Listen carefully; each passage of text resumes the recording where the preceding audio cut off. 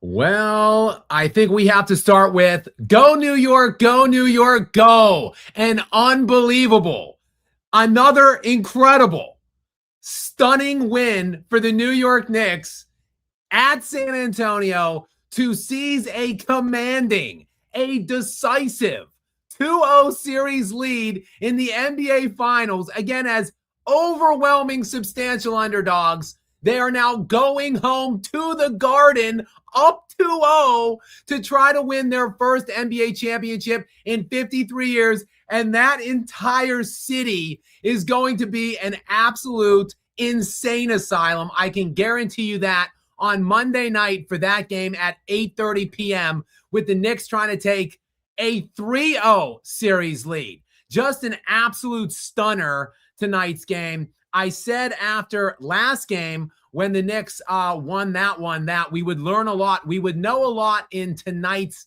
contest, whether the Spurs were truly going to get back in this thing or if the Knicks really were just on a historic roll. If the Knicks truly were perhaps one of the only teams of destiny that I've ever seen in 30 years now of watching NBA basketball, because I thought if the Spurs were going to do it and send a message, they were going to just dominate this game. They, in fact, did dominate stretches of game one, but they just let it slip away from them down the stretch. In this game, though, from the very beginning, you could feel that the Knicks were going to be in it from the beginning and for the long haul. And I felt that win or lose, the New York Knicks, I made my flip-flop pick of the Knicks in 6 after last game. I really felt confident, even before the Knicks pulled away into the fourth quarter, that the Knicks were going to win this series, even if the Spurs found a way to squeak this one out, because the Knicks just look like they are on one right now. They have it all figured out. They look like they had Wemby figured out again. Wembanyama was laying an absolute egg. I have not been critical of Wembanyama all postseason, but I was ready to come on here and bury him after this game, after the first half, because he looked like an absolute passive, choking dog in that first half. But credit to Victor Wembanyama.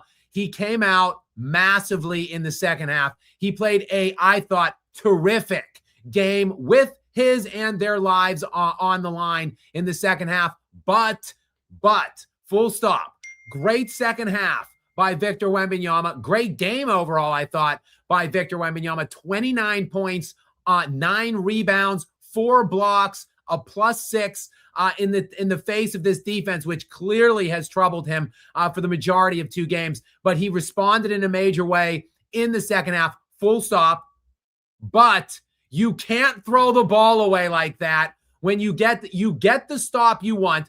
Jalen Brunson, speaking of choking dogs, I have had to sit here and endure. I love Jalen Brunson, okay? Again, full stop. I don't want to come on here and massacre Jalen Brunson, but I have been taking it on the mouth for about 72 hours right now on various different platforms, because I had the audacity before game one to suggest that Jalen Brunson wasn't the best player on this team, to suggest that Jalen Brunson wasn't the reason that the Knicks were in the NBA Finals, and to suggest that Jalen Brunson wasn't going to be the reason ultimately if they won the NBA Finals. Jalen Brunson is 7 of 25 in this game, 20 points, and are you ready for this? A team worst -10. I'm sorry, I just misspoke there. A game worst -10. For any player on either team on the court tonight, ladies and gentlemen, Jalen Brunson -10 and 7 of 25 for 20 points only. This guy is shooting 33% from the field through 2 games. He has more turnovers than assists. And people have the audacity to sit there and look me in the eye and tell me that he's the guy, he's the reason, to compare him to Kobe Bryant. Literally, get the hell out of here. The New York Knicks win this game tonight in spite of Brunson. He failed in the choke miserably tonight, or failed in the clutch miserably tonight, choked in the clutch tonight miserably. He missed the shot to go ahead, and then the Spurs rebounded it. So Jalen Brunson was vomiting all over himself in this game, but Wembanyama said, "Don't worry, Jalen, I got your back. Hold my beer because you cannot throw the ball off of Stephon Castle's back in that situation. Of course, he then compounds the error. It was a tie game. He compounds the error by fouling Jalen Brunson, who after he just threw it essentially into Jalen Brunson's hands. And then the clutch king, Jalen Brunson, then gags away one of the 2 free throws, leaving the Spurs with a glimmer of hope. And it is Victor Wembanyama taking the shot. And look, he misses that shot, but I'm not going to crucify him for missing that shot. That's a tough shot. Obviously, against the game clock, the situation, down 1 in basically a must-win game, or you're going to lose the NBA Finals. He's 22 years old. It's whatever, 18 feet away. He's 7'7". I'm not going to crush him for missing that shot, but the turnover is inexcusable in that situation. With like whatever, 8 or 9, I think it was 9.5 seconds left when he threw the ball away. And that honestly, look, it looked as if the Knicks, again, this was just a question in my estimation, this game. Any choke you can choke, I can choke better, because the Knicks, with 7 minutes, under 7, it was like 6.5, I believe, the Knicks were up 14 points in this fourth quarter. And I was like, oh my God, this is absolutely shocking, breathtaking. Not that the Knicks are going to win this game and ultimately win the series if they go up 2-0 on the road, but that they are blowing the Spurs to pieces. Like, I thought it was just going to be a 20-point margin at that point when the Knicks went up 14. But the Spurs go on an immediate run, like a 12-0 run in 2.5 minutes to get back in this game. And then it's nip and tuck down the stretch. They're exchanging baskets and so forth. And Jalen Brunson, Mr. Clutch again, the alleged second coming of Kobe Bryant that everyone's been telling me about for the last 72 hours, had the opportunity to hit the go-ahead. He misses it, and it looks like, okay, the Spurs, at the very least, overtime. The Spurs have the ball in a tie game with 10-ish seconds left. At the very least, overtime. You get, I don't know why they didn't take a timeout. I guess some of this turnover on Wemby is on Mitch Johnson. They had a timeout remaining. I think you take the timeout immediately upon rebound. You draw up a play, a stress-free shot, by the way. No stakes really riding on it because you're in a tie game. Safety net of overtime at home when you've just had this massive 14-point comeback. But no, they decide to play it out, go with it. Wembanyama, an inexcusable turnover, threw it off Stephon Castle's back, who wasn't looking at all for the pass. Jalen Brunson gets it. Wemby fouls Brunson then. Brunson chokes on one of the free throws, makes one. Spurs go down. Wemby misses that go-ahead winner at the buzzer. And that, as they say, is that. The New York Knicks, on a legendary, historical run, they lost 2 games in the first round of their matchup, their first round series matchup against the Atlanta Hawks. They were down 2-1. They lost both games by 1 point. They have not lost a single game since that. 13 consecutive wins now for these New York Knicks. An average margin of differential in these playoffs by about 17, 18 points right now. Maybe it's down to 16 with this tight contest tonight. But 13 consecutive wins, have not lost a single game since April 23rd. The most dominant run we've seen to this point in NBA history. And look, it is not completely over. I think the Spurs will get maybe one of the games in New York. Maybe. We'll see. We will see. I mean, I don't honestly, I don't know now at this point. The Knicks seem as if they simply cannot lose. Like, this is the most dominant run we've seen now. Going back, you got to go at least in this century, the 2001 Lakers, the 2017 Golden State Warriors, and these Knicks. That's it. That's the list. And you can make a case this run is even better, despite the fact the 01 Lakers had much stiffer competition than these Knicks. But the fact that they are beating opponents by nearly 20 points per game over this win streak, and the fact that they can do it and they can execute in clutch time like they proved they could tonight and in game 1, they just have it all working right now. And it just appears as if the Spurs, after having beaten the best team in the NBA for the last 2 years in a row in the Oklahoma City Thunder, just ran into a hotter team that is just poised for this. Basically, all of these players, every player on this New York Knicks team have just been building to this moment, I think, essentially through all of their lives. Like, every pathway has led these players inexorably to this moment. They are, by very definition, in my opinion, a team of destiny. And tonight, just it looked like more destiny about them tonight in this game and in this win. Oh, my. The New York Knicks up now 2-0 and just 2 wins away from ending the 53-year nightmare for the Knicks fans and the loyal Knicks fan base out there around the world.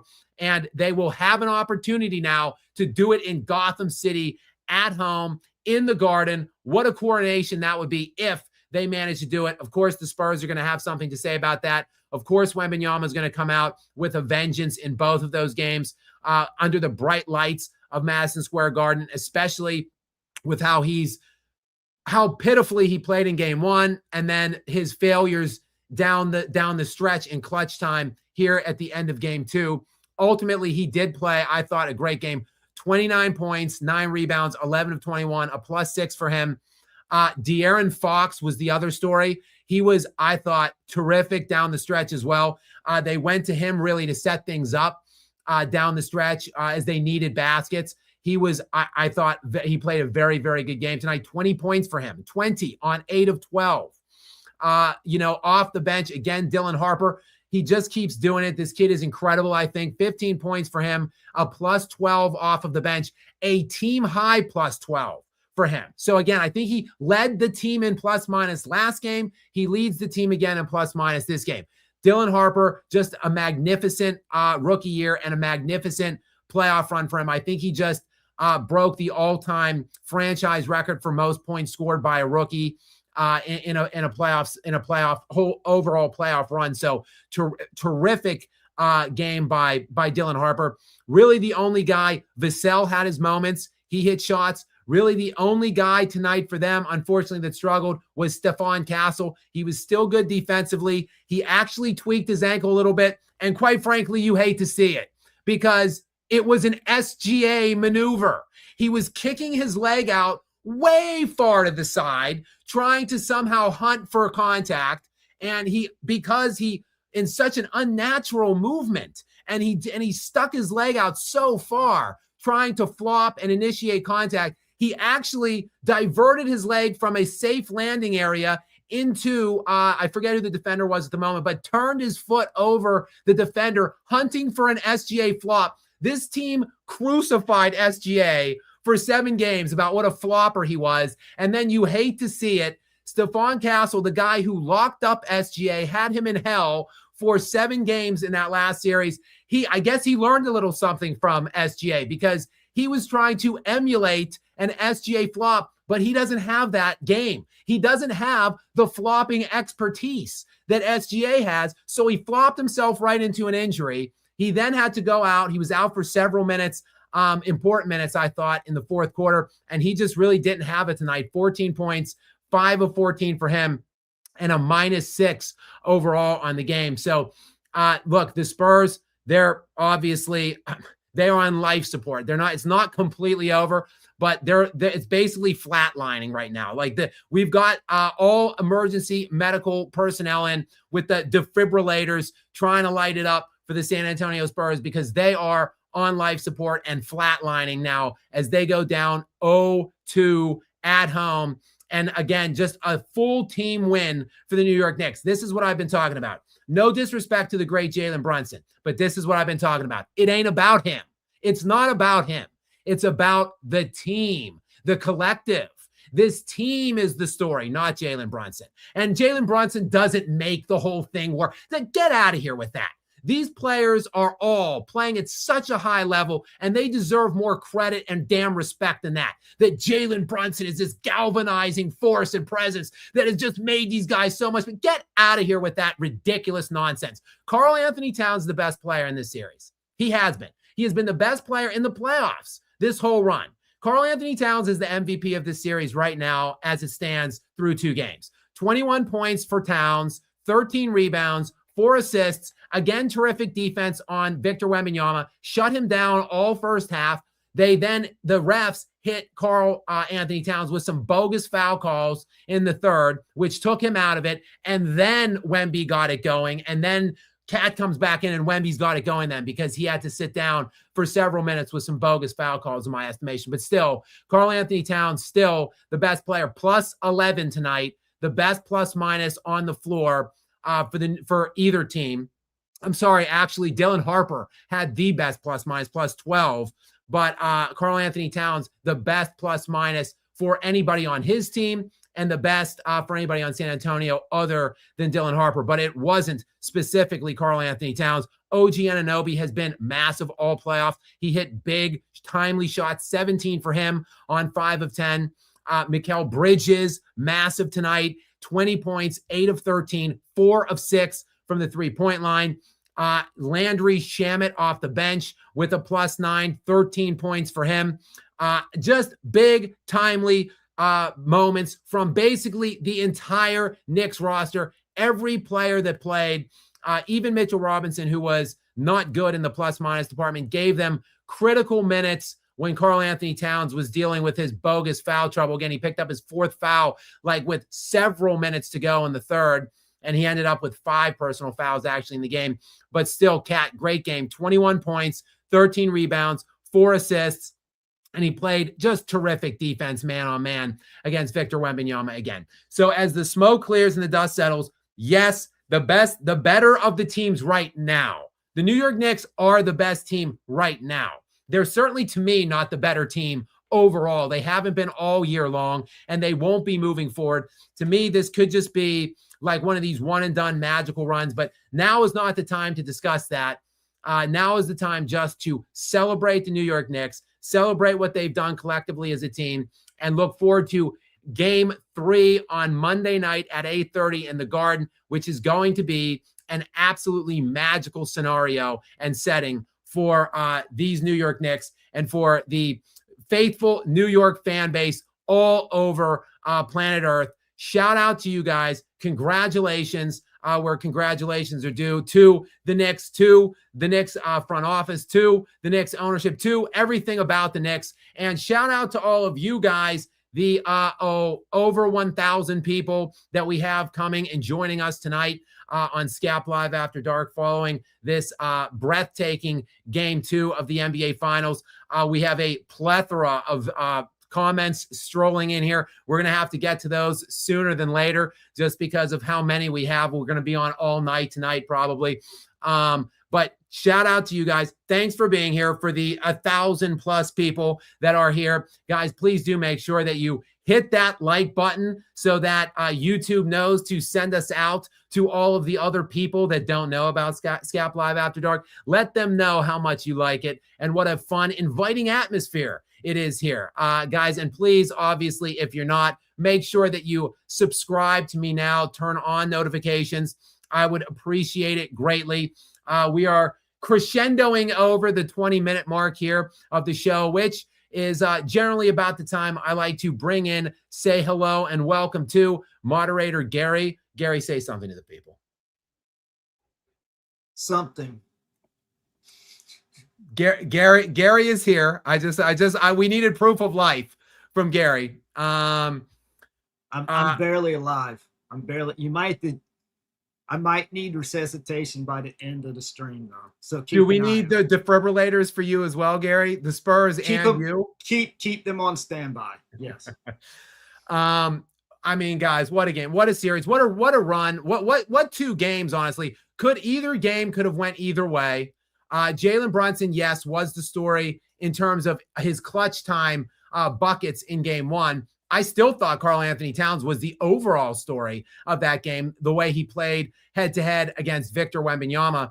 And look, Jalen Brunson was nowhere to be found tonight, not during clutch time, not any other damn time of the game. But the team, again, an incredible team win. I'm sure, look, if you said that Jalen Brunson would have shot, 25% from the field tonight, had basically a 1-to-1 assist to turnover ratio, was absolutely non-existent in clutch time. And by the way, Wembanyama had 29, 11, and 21. Obviously, you would be thinking that the San Antonio Spurs would have evened this series at 1-1, but no, because the New York Knicks, just a bit of magic. It's a kind of magic.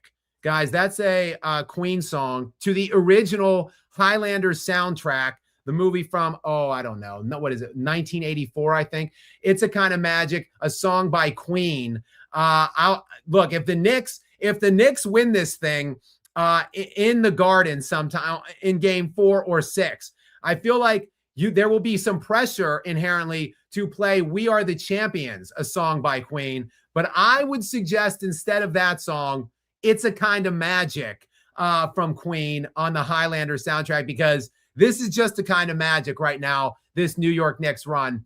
Absolutely, absolutely incredible. I honestly can't even remember. Like, I was racking my mind after game 1, and I came up with it.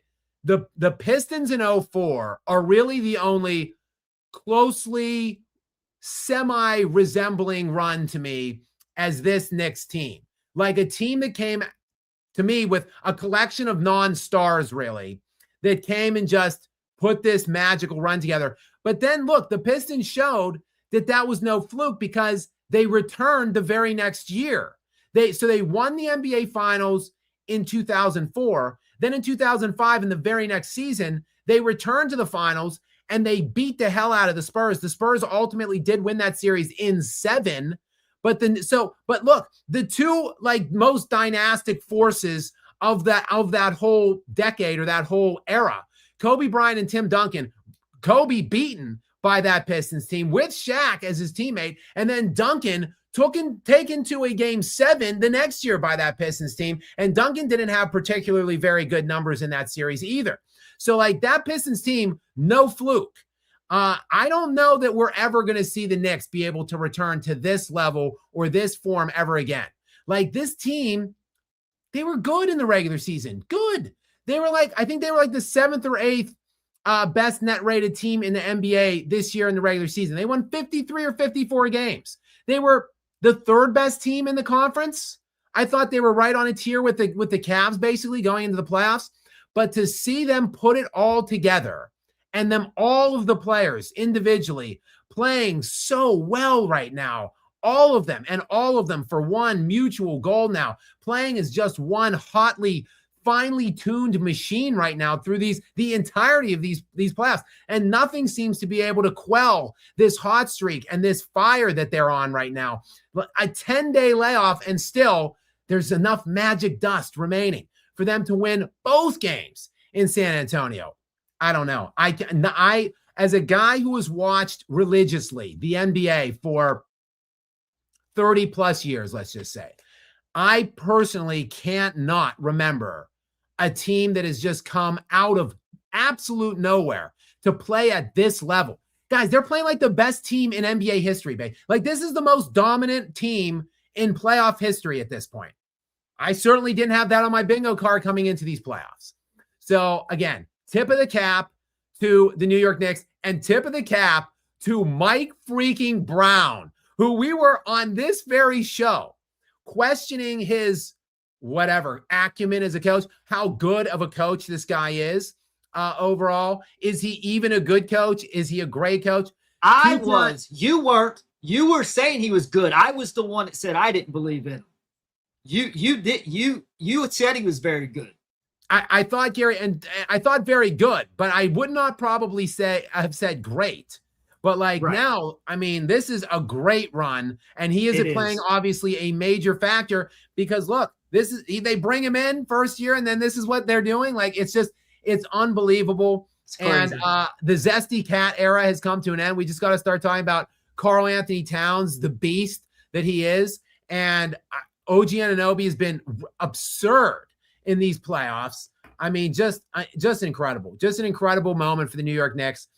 I still feel, though, as I'm watching it, I still feel as if the future is the Spurs. The Knicks are now, this is the Knicks' time, obviously, but this might be the only time they get back. I'm looking at a Spurs team that just isn't executing down the stretch like they did against the Thunder, a team that maybe emotionally and physically exhausted themselves in the last series, and a team that okay, maybe the Thunder didn't quite have the character to press this young, inexperienced Spurs team, but this Knicks team does. And they're just at this moment, I think, like I said, this perfect moment of all of their existences as basketball players to bring this run together. Go ahead, Gary. Let me ask you, do you think, just assuming that the Knicks win this, or I mean, even if for some reason the Spurs have some crazy comeback, who in the East is going to stop? If the Knicks are healthy next year, who's going to stop them from getting back to the finals, though? I think the Celtics are definitely the most talented team in the East. I still do. And they're going to make changes, I think, Gary, in the offseason. I think whoever they decide to trade, I think they're going to trade either Brown or Derek White. And I think they will be better. They're going to get a legitimate big. And I think they will be much better. Look, the Pistons will be much better. Like the Pistons, Gary, they won 64, 62 games this year. Second best net rated defense in the league this year.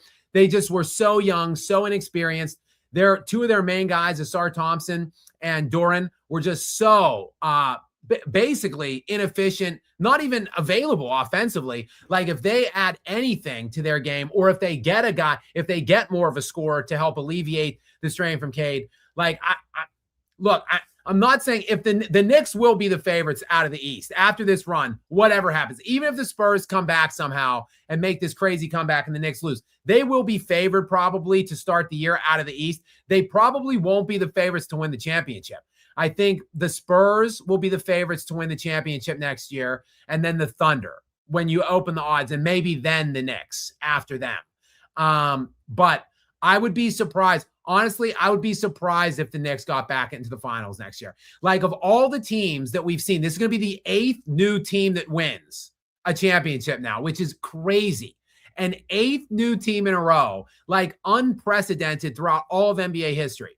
It's a sport run by dynasties. When you talk about the 1950s with the Minneapolis Lakers segueing into the Russell Celtics, that goes into the Magic and Kareem Lakers, the Bird Celtics. Then that goes into the Jordan Bulls, then the Kobe Lakers, the Duncan Spurs, and then, the Golden State Warriors. And now, for the first time really ever in NBA history, you've got a time where a lot of time has passed and nobody can win back to back. No one can get back. And of all the teams, Gary, that we've seen ultimately that became one and doneers, like this team is the one that most fits the profile of being one and done, in my opinion. Looking at it, okay, we didn't know Kawhi Leonard was just going to leave Toronto. But like when they won that one with Kawhi in Toronto, Kawhi looked like one of the best players, maybe a top 2 or 3 best player in the NBA. Like if he re-signed there, okay, maybe they get back. Then look, Giannis Antetokounmpo, the Greek freak, like he gets there and then never again. Nikola Jokic gets there and they blaze through the playoffs. 16-4 through the playoffs, just eviscerating teams. Jokic averaged basically a 30-point triple-double in those playoffs. First player ever to lead the NBA playoffs in points, rebounds, and assists. Led the NBA playoffs in PER, BPM, win share, VORP, everything. How can this guy be stopped? He hasn't been back. Like nobody can get back. How is this team going to get back? Like they don't have one of those guys. They've got a great team, but like there's a legitimate conversation of whether Karl Anthony Towns is the best player on this team. Do you really believe that a team led by Zesty Cat is going to impose some kind of a dynastic run in the East? I certainly don't, but maybe. I'm maybe, Gary. I don't know, but you're asking me. I'm sorry. Dude, I was always sour on Cat. I always said I don't believe in him. I said I don't think he has it. I don't think he'll ever be a champion, and he's totally disproving me right now. So there's not a lot of, there's not much I can say. He's playing. I got to be honest with you. I said in 2012 that the refs were helping LeBron in the Heat. They definitely called some ticky-tack fouls on Cat tonight in the third quarter. It was back-to-back. I think the third and fourth foul, totally ridiculous. I know what they're trying to do. They're trying to get the games, give it any questionable calls we're going to give to the losing team to extend the series. But those weren't even like questionable calls. They were really ticky-tack. I was like, come on, man. So even if we did come back and win, it's like we would have needed a little bit of help from the refs, which I don't feel good about that as a sports fan and especially a Spurs fan, because we do pride ourselves on, to Vic's point, ethical hoops. That's been why I've loved this franchise for 35 years. So, I mean, they are like the Knicks are the perfect storm. I said, when I made my prediction, I said the Knicks are the better team, but I just believe because every round the Spurs have gotten better. And I felt like they're probably going to get better and end up winning this series, mostly because of Wembanyama. And at this point, I just think the Knicks are too well-oiled of a machine, and the inexperience is showing up for the Spurs. They're still searching for their identity on offense. They're clunky a lot of the time. The Knicks have an amazing ball movement, and that's really the name of the game on offense. Just move the ball and take high percentage shots. You're going to miss some of the time, but that's fine. How did the Nuggets choke so bad in the first round against the Timberwolves? Because Jamal Murray kept forcing low percentage shots. You will shoot yourself out of any game if you force up a bunch of low percentage shots. Move the ball around, take high percentage shots, and live or die by that. And most of the time, you're going to win when you play like a team like that. And that's what the Knicks are doing right now. Yeah, I'll say this. Look, I can't imagine. Look, I think the Knicks are going to win the series. That's why we had our conversation on flip-flopping, and I switched my pick immediately after game 1 to the Knicks in 6. I think the Knicks are going to win the series, but I'll be shocked if the Spurs get swept. I just think the Spurs are too good. They've been too dominant. They won at Oklahoma City in game 7. Like, they can win a game in New York. So I feel like they're going to split in New York, and then the Knicks still will be in command. They'll be up 3-1. But then, look, you get back to San Antonio, you win game 5 to make it 3-2. Then all of a sudden, like, it's still like pressure. There's a conversation. Like, the Knicks then have a lot of pressure on them, I feel like, in game 6. Look, maybe it's going to be a moot point and the Knicks will just stun me again and win both in New York. But I will be shocked if they get swept. And if they get life in New York and stave off elimination, I feel like this could still be a series, even though I think the Knicks will win, especially you go up 2-0 on the road. It's going to be hard for the Spurs have to win now, 4 out of the next 5 games. Like, that's a big, big ask. So, like, I still think the Knicks are going to win. And great, they've just been terrific all postseason. And you have to give shocked. I'm shocked the Spurs lost 2-0 at home. I thought it was going to be a split in San Antonio, a split at the Garden, and then a best of 3 with the Spurs having a home court advantage and ultimately winning in 7. That's what I thought was probably going to happen. I never would have thought the Spurs would go down 0-2 at home. So I'm already shocked by even though I've already acknowledged this team is still in the growing process and everything. Still got to complete the roster, which they're still doing, but I still thought they would get a home win of the first 2 in spite of that. So I'm very surprised by that. I do expect them to win a game at the Garden, send it back, probably win game 5 at San Antonio. And to your point, then all of a sudden the pressure shifts to the Knicks if it's game 6. But to your point, it could be a moot point because who the heck knows? Yeah, I mean, look, the Spurs, they won in game 1 in Oklahoma City. They won in game 7 in Oklahoma City. So, like, they can go into a hostile environment and get a win. I expect them to not get swept, which means if they do not get swept, I then expect they will not lose 3 straight games at home, then to go home in 5 and lose. So then basically I'm thinking it could get to 3-2 if they can find a way to 1 win in the Garden. But at that point, that is going to be a challenge because the Knicks just, whatever they throw, whatever it seems teams seem to be able to throw at them, the Knicks just have an answer.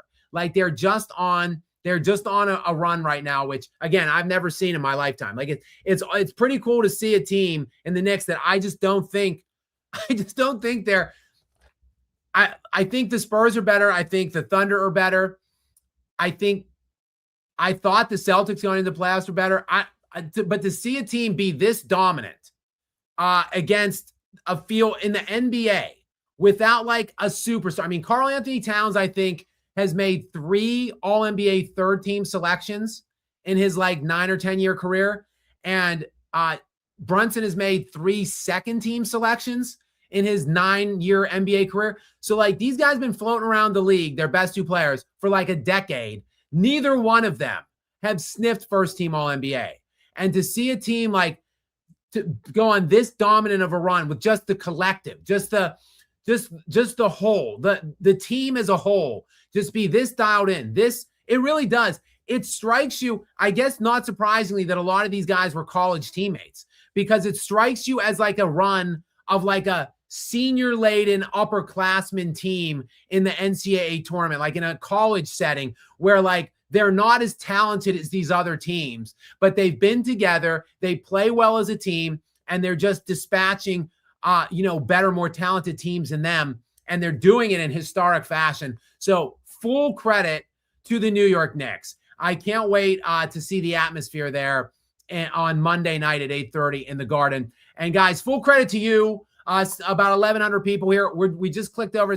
We're going on 40 minutes here of the show, Skap Live After Dark. Again, hit that like button and subscribe, please, if you don't mind.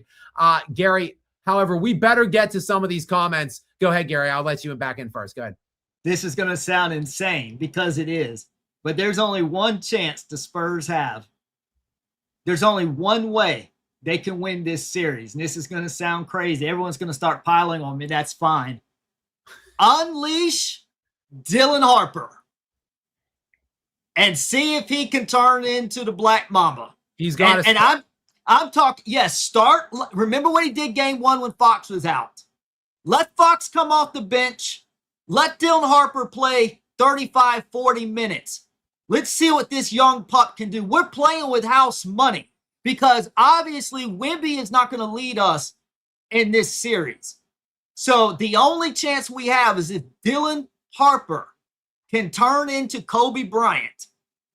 Because pretty much at this point, we're not expected to win anyways. Right. I think that put it on Dylan Harper to see, because he said that he grew up at the going to the Garden. He loves the Garden. So he's been waiting for this. So Dylan, go ahead and take over the Garden. And hopefully Wemby won't channel his inner LeBron James, LeBron the GOAT. Well, I guess Wemby really does want to be the GOAT because he certainly looked like LeBron in the last 2 minutes today. I put that all on Wemby. I do put, that was a shit shot he took at the end, because why didn't you take some steps forward and get a little closer? You still had some time, but that pass to Castle and then the follow-up foul, that was it. I know he's still learning, he's still growing, he's still young, but he should at least know better than that. But yeah, I put that on Wemby. I agree, and I think 100% Harper's got to. I agree with you. Harper's got to start 100%. And I don't care if you want to put. I mean, Fox was really good tonight. I would maybe put Champagnie to the bench, but who knows? Whatever way you have to get Harper into the lineup, like you got to do it. I still love Wemby though. Still love him. Oh, for sure. Yeah, because I know the fans are probably going to say the stream's probably going to say, "Oh yeah, he's turning on Wemby now." But tonight he definitely choked his tail off. Wemby is still the future of the NBA. He will only be better. He will be made better for this. Whichever way it goes, the rest of the way, he will only be made better for this. We'll get to these. We'll get to these comments. I've seen though, Gary. Speaking of comments, I've been in the live comments. I've not been to the starred super chat comments, and I've seen some absurdity in the live chat, like just absurdity. Like there always is. Brunson greater than X. Brunson greater than Jokic.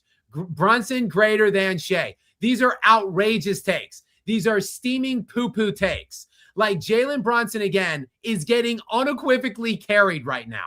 This dude is getting all-time carried.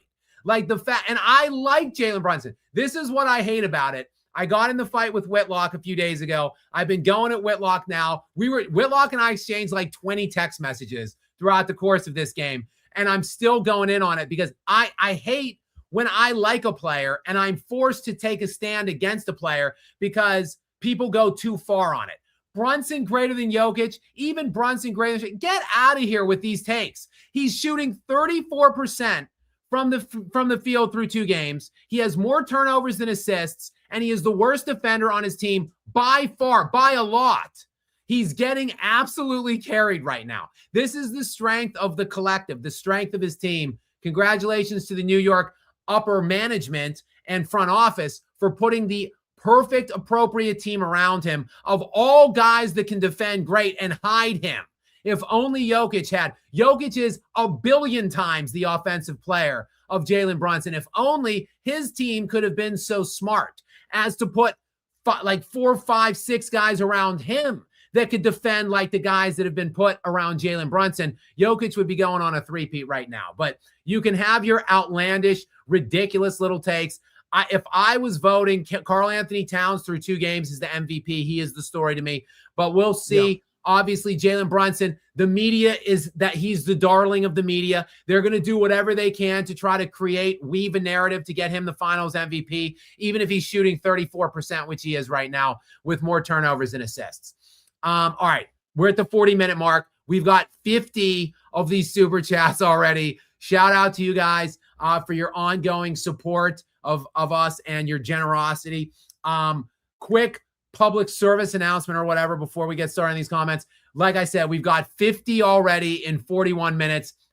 So we're going to be behind on these, but I will be here all night answering them. So if you sent me something and you want to hear me speak to it, read it, answer it, whatever, do not go anywhere. I will get to every single one of them before I log off. It might just take me a while because we've got a bunch queued up already. Oh, one more quick service announcement as well before we get started. Gary, I don't know if you saw, I put a teaser video out yesterday about my House of Highlights debate that I did in New York a few weeks ago, the Jordan versus LeBron debate. I got notified by House of Highlights yesterday that they were running it today. So I put that teaser out. It never came out. So if you guys were looking for that in my collaboration tab today, it did not come out. There was a sponsor. I won't speak to the sponsor of who it was or what's going on with it. But I guess the sponsor had like sign-off abilities or approval rights or whatever. So it got kind of just delayed in that. Like it got a little slowed up in that process. So it did not come out today. My guess is they will hold it now through the weekend. So more than likely, you can anticipate that coming sometime Monday. Okay, so without any further ado, Gary, I'll read the quick ones again like I've been doing because we have so many. I'll turn the longer ones over to you for me to wet my whistle and I'll rest the vocal cords. But gotcha. Without any further ado, Jay Moss, what's up, my friend? Welcome into you. Thanks for being here. Spurs deserved that loss low key. I mean, the Knicks were the better team most of the game. I thought really the Spurs were kind of the better team through much of game 1. But the Knicks just kind of took it away at the end. Tonight, I thought the Knicks were really in command of that game most of the night. But then the Spurs stormed back at the end. I thought if the Spurs got it, it was going to be, probably a little miraculous of a win for them. It would have obviously given them immense amounts of life then because they really should have been down 2-0. We all knew it, down 14 with half the fourth quarter to go. But if they would have found a way to get that equalizer, they would have been right back in it. So, I think low key, it's not even low key, J Moss. I think the better team in tonight's game won that game. John Highfill, 1909. Shout out to you, my friend. Welcome in.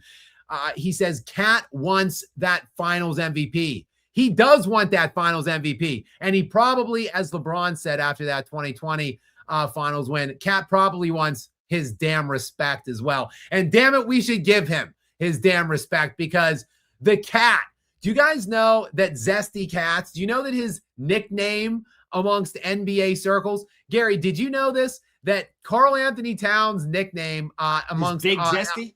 No, Big Purr. Big Purr is yes, he is the Zesty King. But I think still we got to give Cat his damn flowers, his damn respect. And hell, if he gets 2 more games like this in this series, we got to give him that finals MVP trophy, if you ask me. All right, we've got Loco Motion 965 is in next. Gary, go ahead. I'll turn this one over to you. Knicks are a team of destiny. They overcame the Spurs and Tony Brothers hair touch foul. Love Wemby, but so happy for the Knicks. Faithful. Great game. Same. I was really conflicted going into this series. I'm conflicted still because I like both teams. I like all the players on both teams. I like the coaches on both teams. Like I like everything about. I like everything about both teams. Like I really typically Look, my younger life was driven by fandom and teams I wanted to see win. My second half of my life, my older life, has been driven by hatred and teams I want to see lose and fail. So it's bizarre to me to get in this setting or this scenario where I like both teams and I'm conflicted and I want to see neither team win or neither team lose. So it kind of stinks in a way. There's no villain for me. Like I was loving the Spurs last round, obviously, because I was rooting so heavily against the Thunder. But now I just like both teams. So it's tough. The reason I ended up ultimately moving in the direction of the Knicks is because, again, I just don't think they're going to be back. That's no disrespect. I saw people in the live chat saying, Skap's moving the goalpost. Skap, oh yeah, he's trying to talk shit on the Knicks. That's not what I'm doing at all. I'm just being realistic.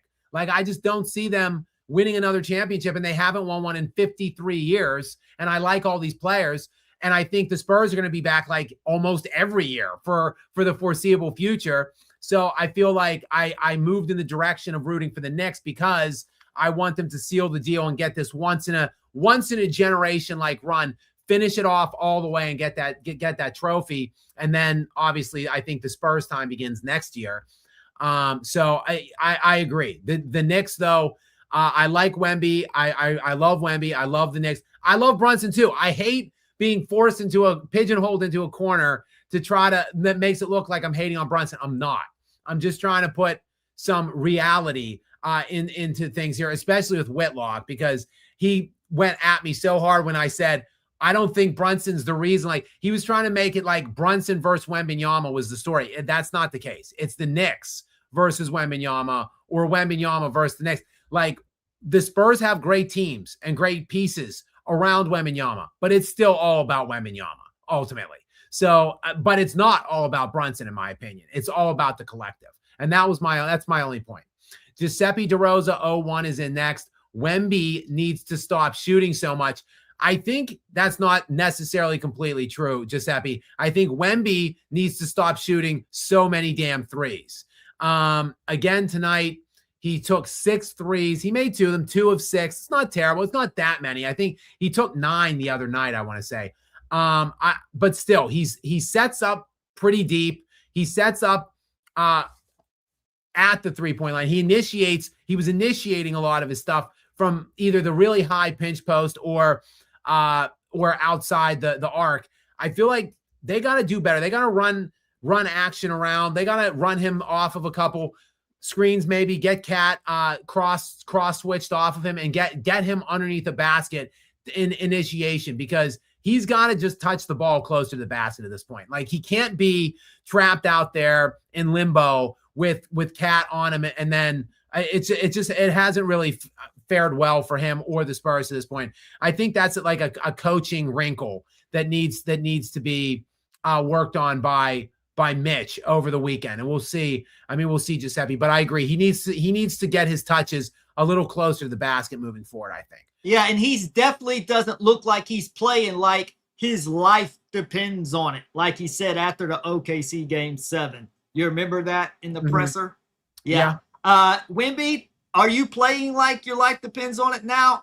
Doesn't appear when you throw the ball into Castle's back. Right. Yeah. That bad, really bad, inexcusable turnover, obviously. And I think they win the game probably if he doesn't do that, because they likely, I'm not saying they make the game winning shot, but if they don't, okay, it's overtime. Right. Knicks were on the road, and the Spurs are fresher at that point. I think they've just come back from a 14-point deficit. You get a new lease on life. I think they go in and they handle their business in overtime. So literally, if you just walk the ball up the court, miss a shot, and go into overtime, you win. Like the turnover was crushing, absolutely crushing. Yeah. So like that was, you hate to look in a basketball game with so many different plays and things that happens. You hate to look at one moment or one play and like say that's what lost the game. But realistically, that's what lost the game, because you then also fouled Brunson, who made the tie-breaking free throw as well. So like that lost the game, unfortunately, for them. Yes. Very LeBron-ish. Yeah, right. We've got Zal Gratis, 6269 is in. Zal, this one is for you. Cleveland, this is for you.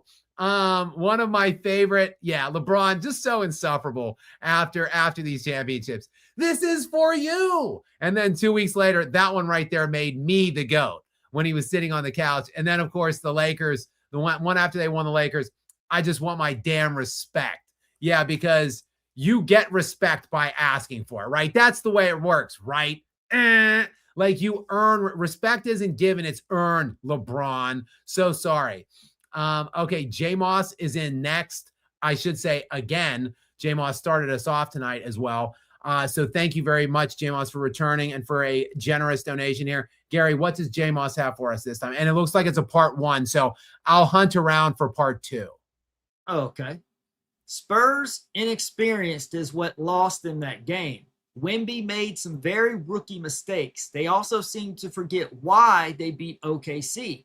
They need to stick to that man-to-man defense and not play open. Brunson and Cat will get their points regardless. Man-to-man defense is how they would have won this game and even been up 2-0 instead of Knicks finished. Yeah, look, the Spurs have superior athletes at almost every position. I mean, maybe I would say maybe OG Anunoby has an advantage slightly.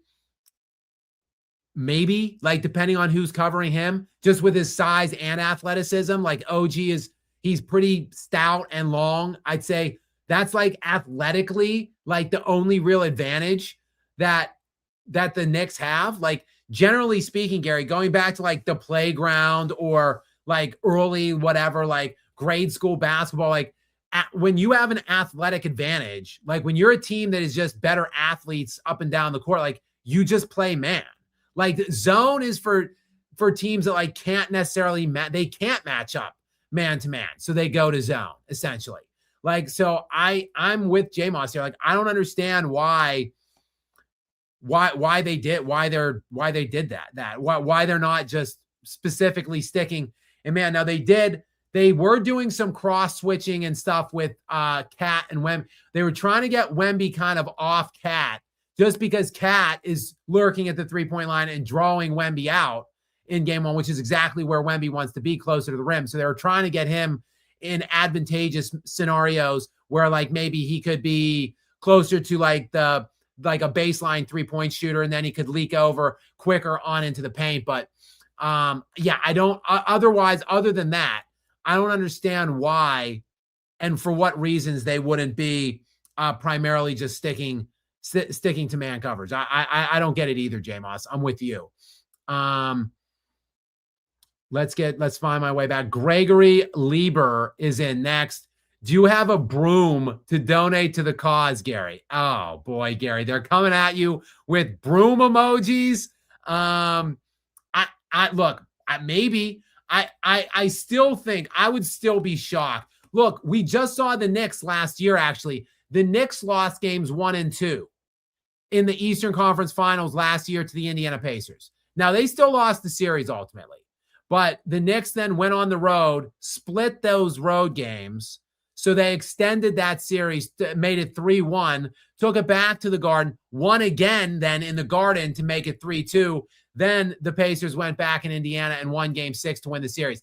Like, so we just kind of saw that. Look, the Nuggets in 2024 or whatever, 2024, they ultimately lost to the Minnesota Timberwolves still in 7, but they were down 0-2 and they were getting crushed. Like, the Timberwolves were beating their ass at home in 2 games, blew them to pieces in Denver. Then Denver went on the road to Minnesota and won 2 games there. Then they won game 5 to actually go up 3-2. And then, of course, they got blown out in game 6, and then they blew a 20-point lead in game 7 to ultimately lose. But it can happen. Teams can come back from 0-2. It's not likely, but we've seen it recently that teams have extended series to lengthy series even after losing 2 at home. I don't think it's going to be a sweep. Go ahead, Gary. No, I was just saying, now you're talking like me. Because usually if it's 2-0, you're like, oh, it's over, it's over, it's over. But which you ultimately, I think we both think it's most likely over. But there's always, there's always that chance. I really thought Milwaukee was done when they were down 2-0 to Phoenix, even though I think the Phoenix games were in Phoenix. Mm-hmm. But I was shocked when Milwaukee came. But by game 3, I started thinking, okay, I'm sorry. By the time they tied the series and went to game 5, then I was like, okay, now Milwaukee looks like they're going to take this thing over. But I was shocked that the tide turned. So game 3 is always pivotal. That's the time a series can shift. I mean, who knows? Yeah, I think, look, if the Spurs get game 3, I think they'll win one of the 2 games. If it's game 3, then that gets a little spicy, because then it's all of a sudden game 4 then that's like a big pressure game then for the Knicks. You just got 2 games on the road. You don't want to give back home court advantage. So look, I don't think, Gary, the reason I'm saying is because I still have faith in Victor Wembanyama. I still think he's a great player. I think he's the best player in the series. And I think he's one of the 2 best players in the world. So they could have won either one of these games. They had the opportunity to win game 1. They had the opportunity to win game 2. They didn't. It's a results driven. Sports are results driven. Congratulations to the Knicks. Tip of the cap to them. But I don't think they're going to be able to just sweep the Spurs out of this series with as good as that team is and as good as Victor Wembanyama is. So I feel like it's not over. Likely the Knicks are going to win. I flip to them and I still think they're going to win. I think they still win in 6 ultimately. I think the Spurs will split them in New York, extend in game 5, and then the Knicks come back and win it in game 6 somehow. However, they have to get it over the hump in the finish line in 6. But I do not see the brooms, Gregory.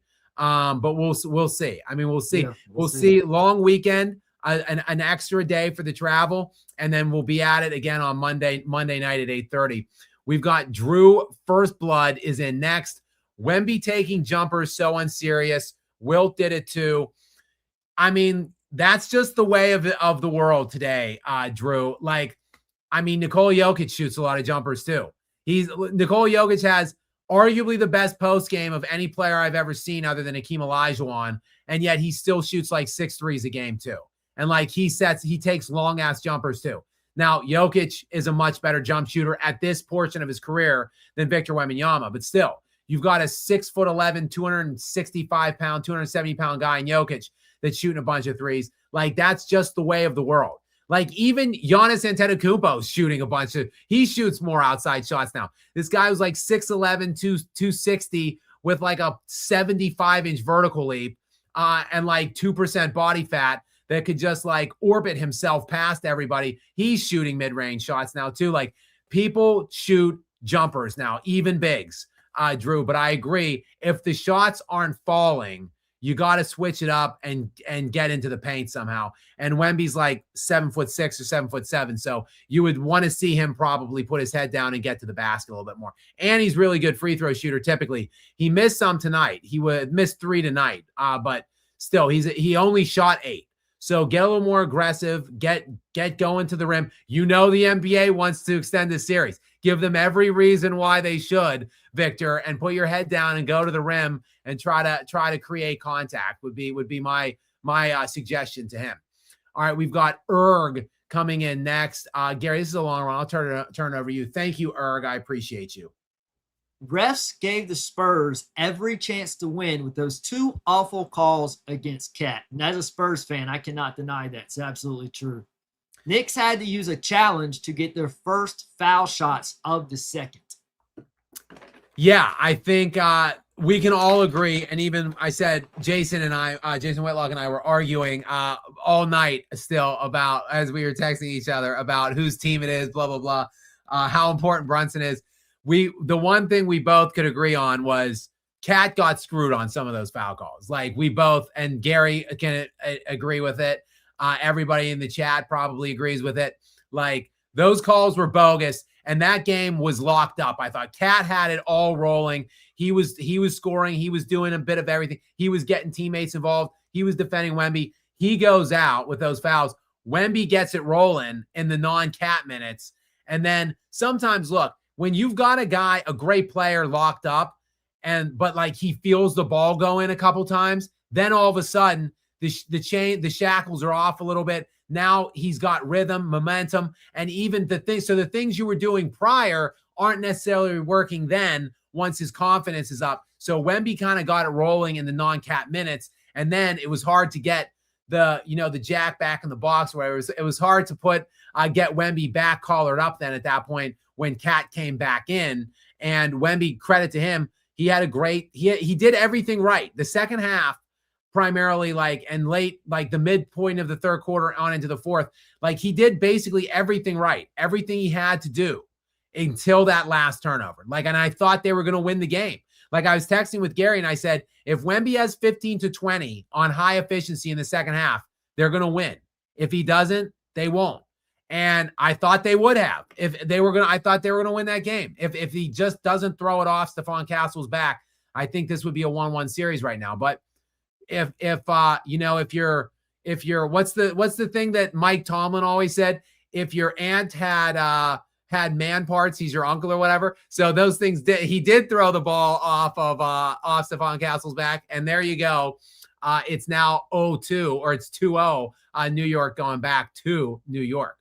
All right, we've got John Heifel 1909 is back in yet again. Welcome back in, John. Thanks for being here again, and for your continued support and generosity. Gary, what is this next comment from John? Bridges went off while other starters rested.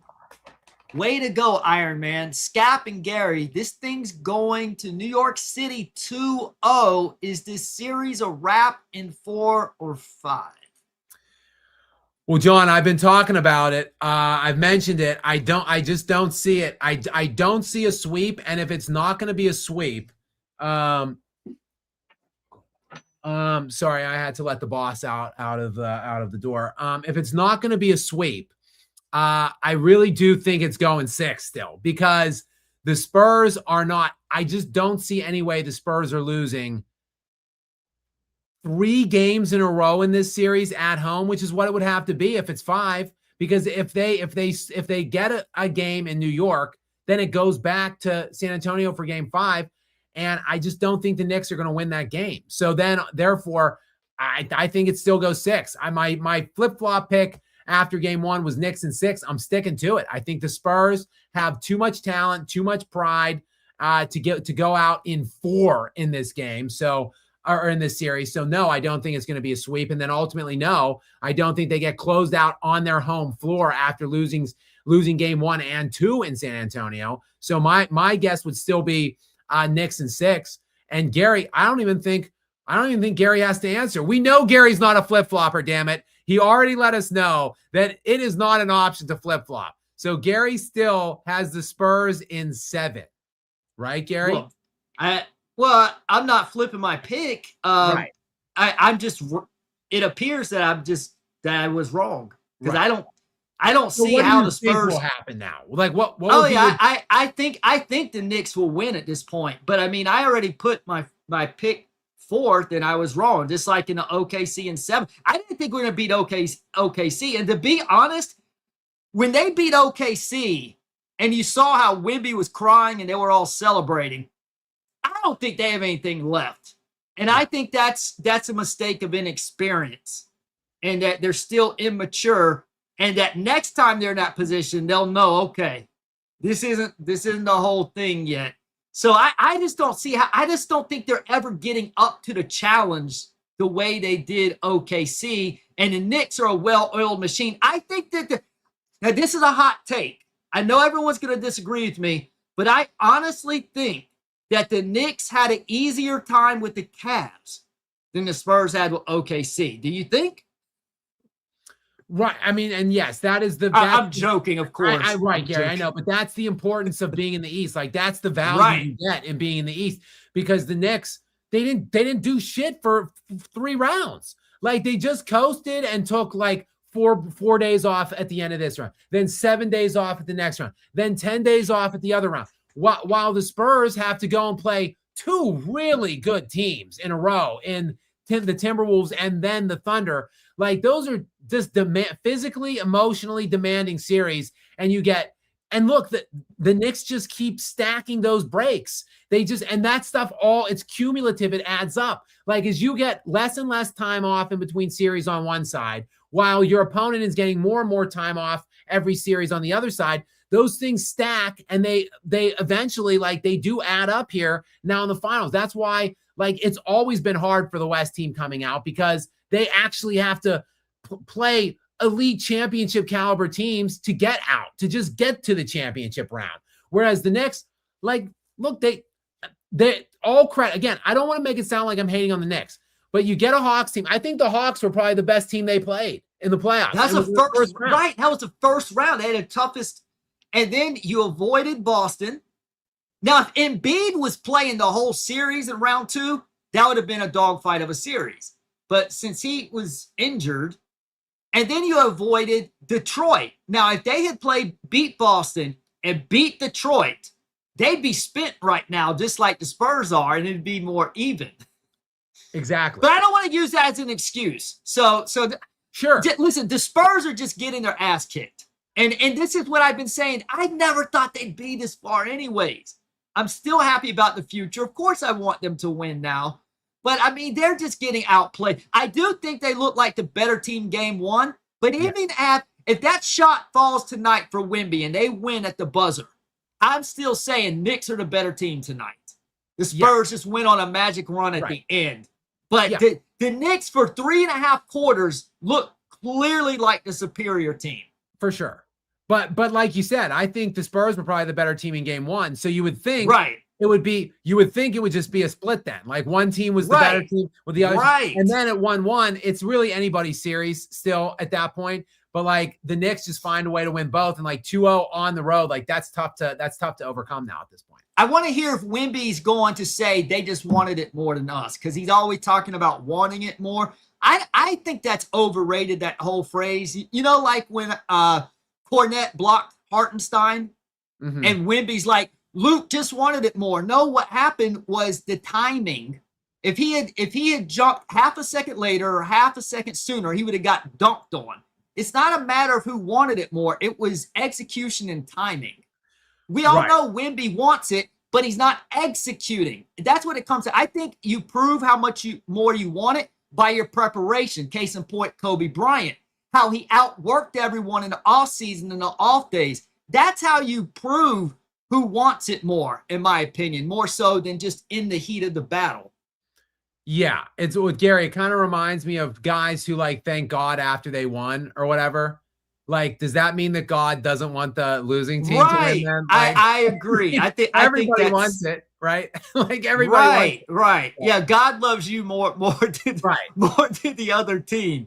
Right. Exactly. Yeah. All right, we've got Miguel. Miguel 95 is in next. What's up, Miguel? Welcome into you. Thank you very much for being here. Thank you for your kind generosity. Go ahead, Gary. What's Miguel have for us for the question or comment? One of the worst officiated games I've seen. The facts that the refs are cheating for San Antonio and we still winning is insane. There were undeniably bad calls made against Cat, and like it undeniably did shift the momentum of the game at that point, I thought. So, I mean, I can't necessarily refute that. Like people asked me in the comments following game 1, like what I thought of the officiating. I thought the officiating by and large was pretty good in game 1. Like I didn't see anything glaring or anything that I know Brunson was pissed at the officials and confronted them multiple times, including at the end of the game at the buzzer. So like I know he thought a certain way about the officiating. I didn't see anything that I thought was glaringly apparently bad calls on that end. But however, tonight, for sure, I saw some bad calls being made against Karl Anthony Towns, who has been the pivotal guy, I think, throughout the first 2 games.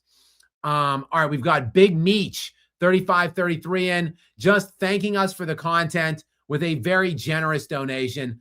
Thank you, Big Meech, 3533. Thank you for your very kind and ongoing support and generosity here. I appreciate all you guys tuning in here, making all the comments and engaging on the live stream, putting the likes in, whatever, etc. Everything you guys do, I really appreciate you. So thank you, Big Meech.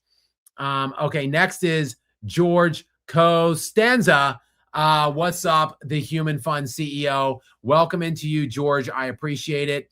As always, Gary, what is the question or comment from Mr. Costanza tonight?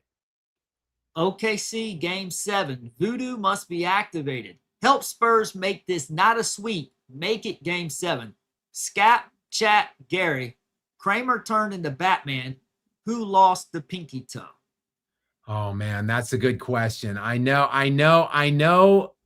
the episode. That's the episode, I believe. Is when Kramer is fighting off the bus hijacker and driving the bus while, I think, because the driver passed out. So he was fighting the hijacker off while driving the bus.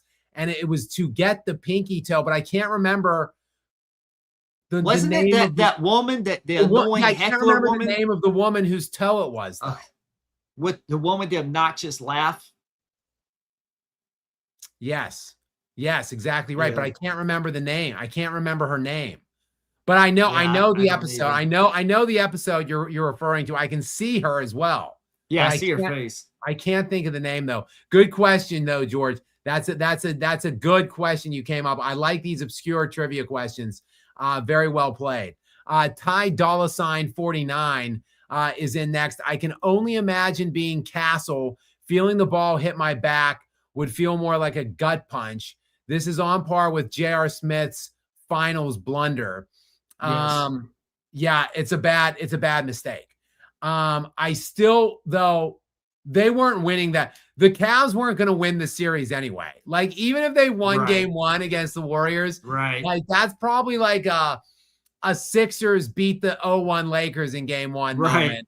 And then the Lakers then won 4 straight. The Warriors still would have won 4 straight. They, at the very least, would have won that game in like 6. My guess is in 5 still, even if the Cavs won that. This could be a series costing turnover. Because if it's 1-1, the Spurs are still very much in this thing, could still very much win this series. And now likely not. So that could be really a series like that is a bigger blunder in my estimation than the J.R. Smith blunder. But we'll see the way it plays out. But I agree, Ty $, like just an excruciating turnover there. And then to foul Brunson there on top of it, because still at least it's a tie game. Like make him make a shot then, But instead you put him on the line. Yeah, just a terrible play all the way around. Gregory Lieber is in next. Cat right now. Take that zest out yo effing mouth. Big purr. Cat. Karl Anthony Towns, the big purr right now is look, all kidding aside, I know people make fun of Karl Anthony Towns. He seems like a great guy though, honestly. And I caught his post game on the court real quick, his comments to I think Lisa Salters before I went on the live stream here tonight. And he was talking about his late mom and like what she meant to him and stuff in his life and as he plays basketball. He seems like a really good guy ultimately, and I'm happy for him to have this opportunity. And I think he's been a great player. Like, look, he was rookie of the year. This guy averaged like 18 and 10 his rookie year. Played 82 games as a rookie. His second year in the NBA, played all 82 games. 24 and 12 in his second year. Somehow didn't get an all-star bid. Total snub, in my opinion. How you go 24 and 12, play all 82 games, and you're not an all-star? Get out of here with that. Then in year 3, he was an all-star. He was all-NBA. And, I mean, he's got career averages of like 22 and 11. This guy is a great NBA player. So I think the narrative about him has been a bit unfair, I think. And he was a major reason why the Timberwolves beat the Nuggets in that 2024 year. When the Nuggets were trying to defend their championship and they lost that game 7, that 20-point lead in game 7. Like, he was a big reason why. His defense, him and Gobert collectively, the defense on Jokic in that series was terrific, I thought. So I'm happy for Cat. I feel like I'm rooting for him to see him get the Finals MVP, actually. Will N8664 is up is in, I should say again, because Will's always here. Real Ethical Basketball 1.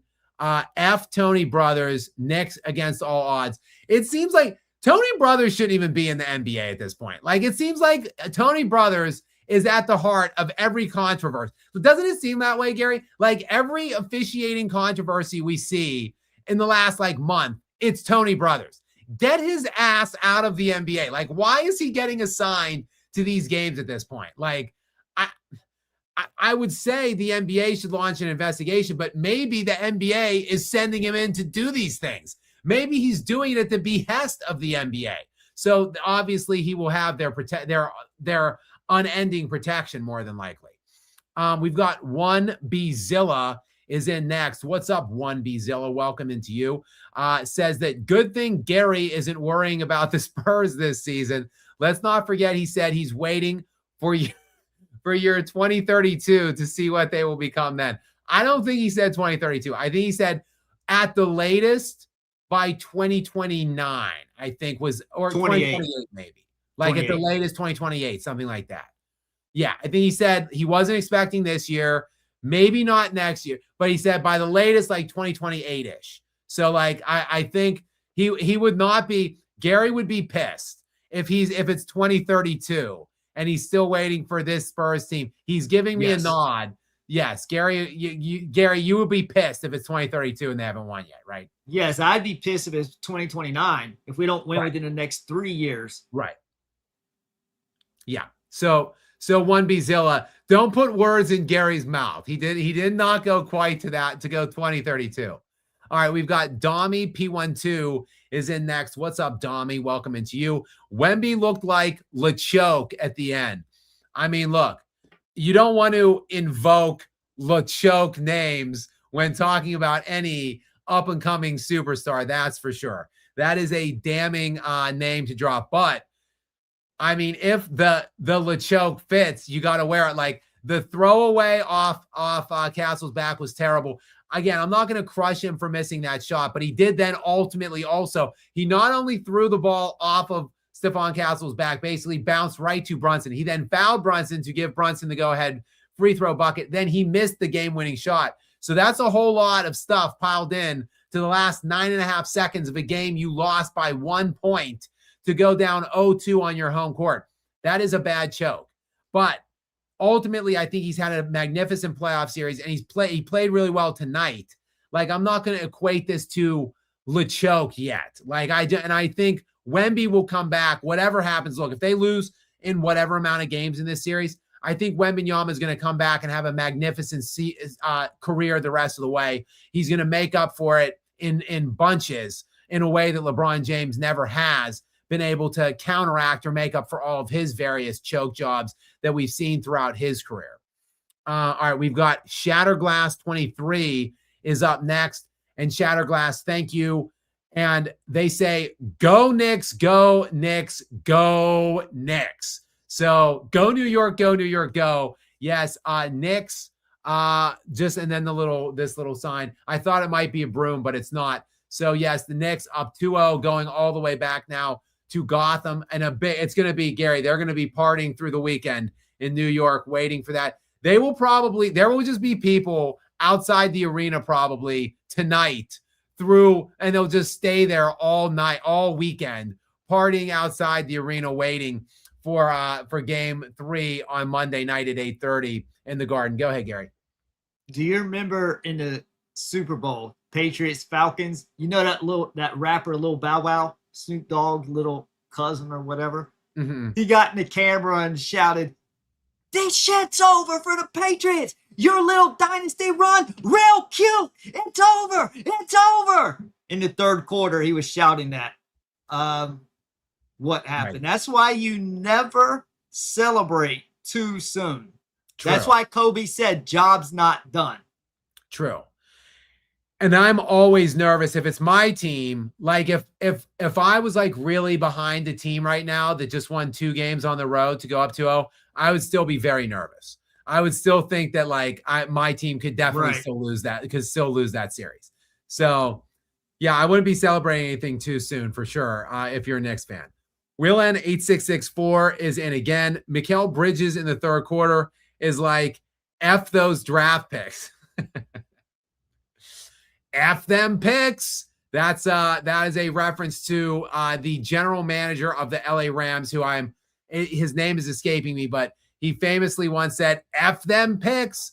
And still the Rams are effing them picks, obviously, because of that massive trade that they made a few days ago now to get the best defensive player, the reigning defensive player of the year, Myles Garrett, is now for the first time ever, the reigning defensive player of the year will be playing with the reigning most valuable player in the NFL from one year to the next. So Matt Stafford, league MVP, Myles Garrett, league defensive player of the year on one team. And the Rams say yet again, F them picks, take them. We don't need them. Massive Dumper is in next. And Massive Dumper, love the handle, says boom shakalaka, big purr, and big country came up huge. Yes, big purr really has come up in a major way. Karl Anthony Towns, the cat Zesty, Zesty Cat. Yeah, he is playing the best basketball I've ever seen him play. He's just playing terrific on both ends of the floor. And a +11, a big +11 tonight. He was +19 at one point. When he went out with those questionable fouls, he was +19 at the time that he went out. So he's just put his imprint all over this series. All right, we've got Yvonne BG 6112 coming from Serbia. What's up, my friend? What's up, Yvonne? Welcome into you. Gary, go ahead and read this one for me. I'm sure it's something I will agree with. Wemby shows lack of offensive repertoire. Jokic is still the best player in the world. I know defense is crucial, but your best player needs to score. Yeah, I saw something. Wembanyama is undeniably the best defensive player on earth right now. I don't think there's any denying that or rejecting that. But I saw something where it was like points created, this points created metric. And it was like Jokic and Luka created like 56 points a game or something like that this year. And obviously Jokic, and look, Luka scored a ton. He was the leading scorer in the NBA, but then Jokic scored much more efficiently than Luka, while leading the league in rebounds too.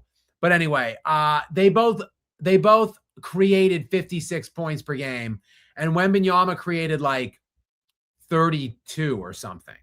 So like, yes, I agree. Defense is massively important, but is it so important? What Wemby does so much better than what like Jokic does on defense that it makes up for like over 20 points of created offense? I don't know. Like, I honestly don't know. I think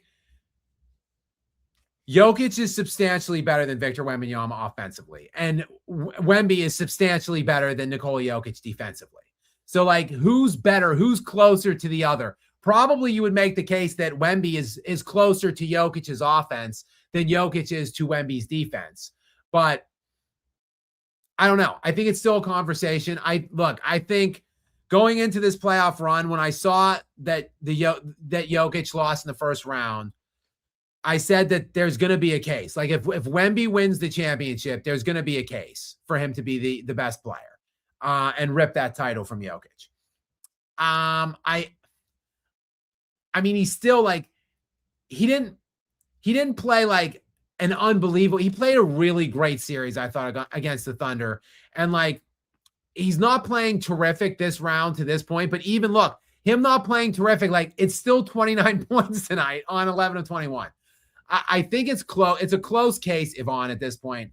I think going into the season next season, if they if it's just really going to come down to the series. I think if they lose the series, you're still probably going to say Jokic is the best player entering this season next season.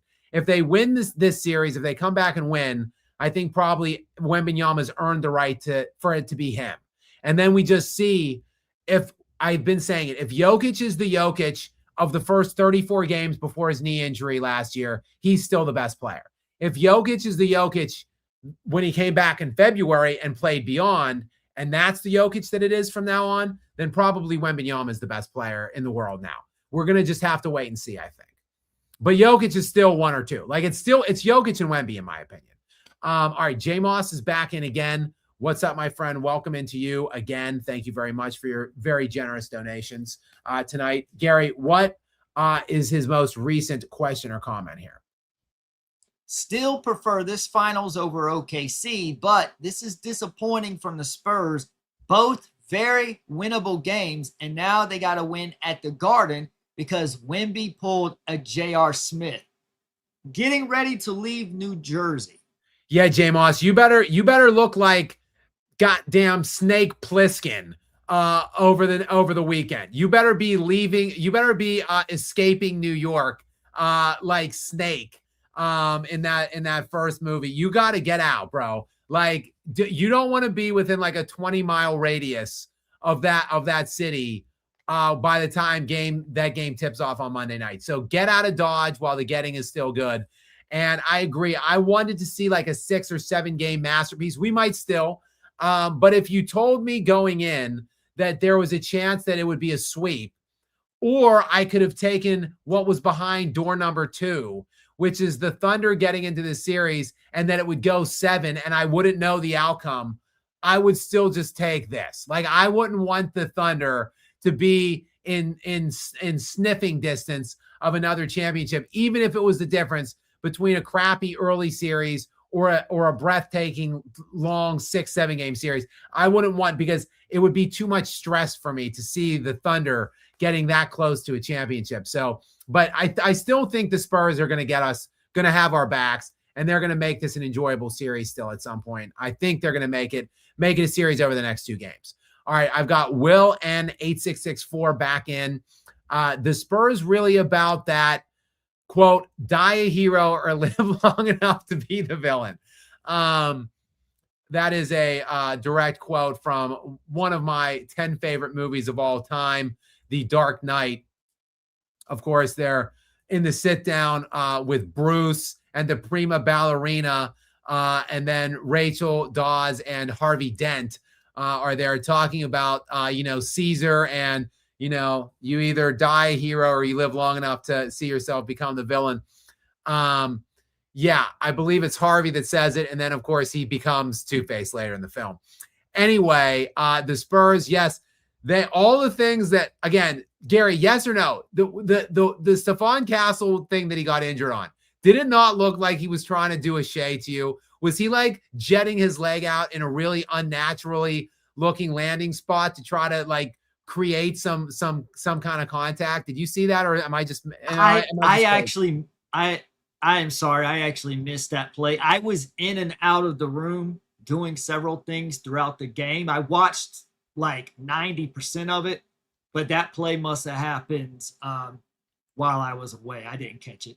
But when he did it, I was like, oh my God, he looks like Shea there. And then he hurt himself too on it. But anyway, to Will N's point, and then they were getting those phantom calls against Cat. Like everybody complains about the calls of the Thunder get. So it is kind of like, it's ironic that like the Spurs were exhibiting some tendencies here, that the Thunder, that we all were hating on the Thunder and cheering for the Spurs because of. Now it's kind of, they are now kind of in the Thunder spot now. So that is probably, to Will N's point, like that is kind of, I think, what he's talking about. And he's not completely totally wrong either to say that. All right, John Highfield 1909 is back in again. Thank you, John. Brunson got that Shea treatment. He was pulled off the final defensive play. He was. So now he's not Kobe. Like, he's great, he's clutch, but let's not go there. Exactly. Brunson is getting that Shea treatment. Like, he's shooting 34% right now. Again, I repeat, 34%. He's averaging like, all right, he had 30 points in game 1. on 31 shots. He had 20 points in game 2 on 25 shots. Dude shot 55 times in this series in 2 games to score 50 points. So I don't know. And he has got more turnovers and assists. He's the worst defender on the floor. He's the least impactful player tonight. And yet he's probably going to be the finals MVP if they win it. So he is getting that Shea treatment. I agree with you, John Highfill. And he's not Kobe. But he does have the Mamba mentality. I'll give him that. Xavier DeGod is in next. Wemby cost Spurs the game. I mean, yeah, you kind of got to say that he did. He only had 7 points in the first half, way too passive. They were down like 9 or 10 points at halftime. And, I thought he just, quite frankly, he's got to play great in the second half or they're down 0-2. And he did play great, though, in the second half, but then he threw it away. He undid everything that he played for in the second half in the last 9.5 seconds when he threw the turnover, fouled the guy that got the ball off the turnover, then missed the game when he shot. So not a great 10 seconds for Victor Wembanyama tonight at the end, but I still think he's going to be back and he's going to be a factor and they're going to make this a series in New York. I still believe it. Jay Moss is in yet again. What's up, Jay Moss? Thank you so much for your ongoing generosity tonight. Gary, what is this latest comment from him? Even if San Antonio Spurs even the series, they have to do this in Madison Square Garden and through absolute pandemonium and delirium. This series is going to be messy the rest of the way, regardless of how many games are left in it. Yeah, I mean, I think the Spurs win one of the games in the Garden. I don't think they'll win both. If they win both, like that is crazy. Like that's just a crazy turn of events. Like you see it sometimes in hockey where nobody, like it'll be game 7 and the road team has won every game or some shit. You see it in hockey a lot.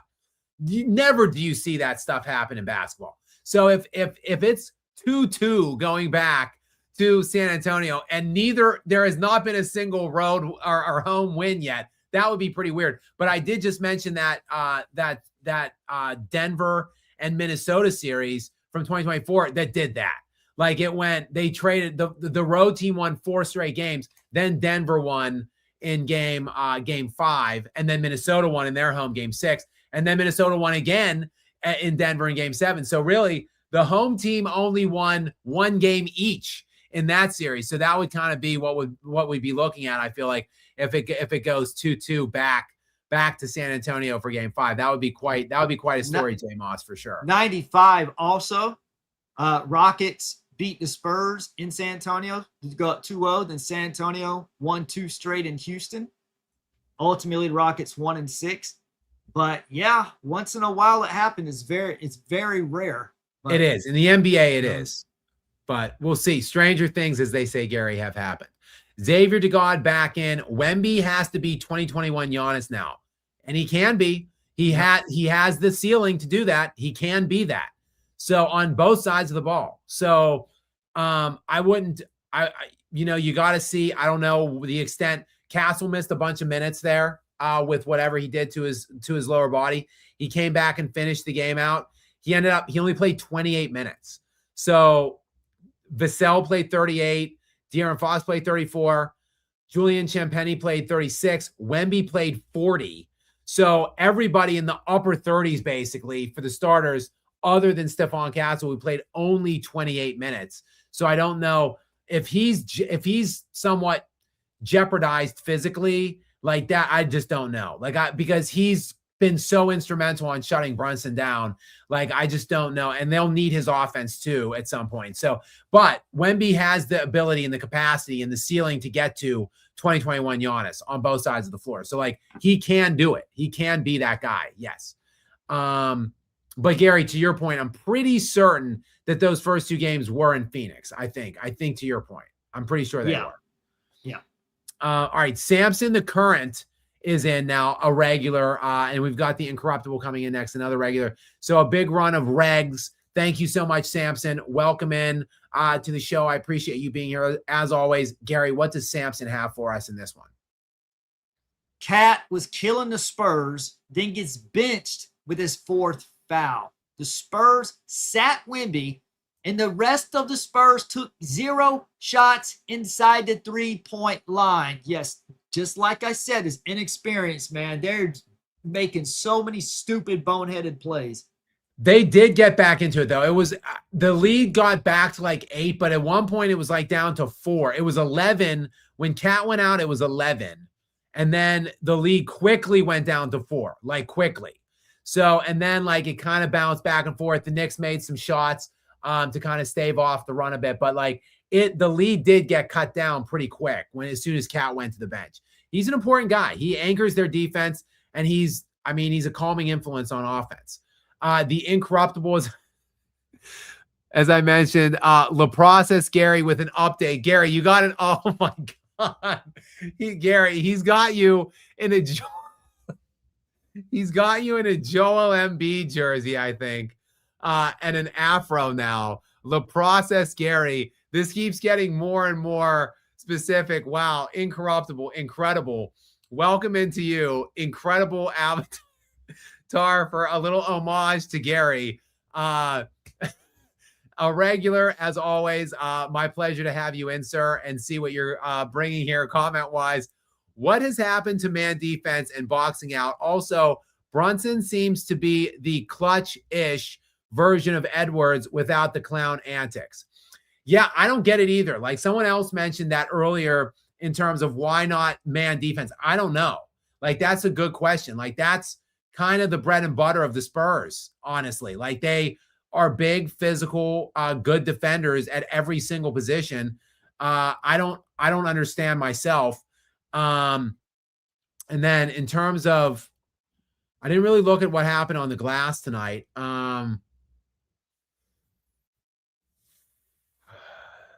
44 rebounds for the Knicks, 42 rebounds for the Spurs. 10 offensive rebounds for the Knicks, only 5 for the Spurs. So yeah, 10 offensive rebounds, bunch of second chance points there.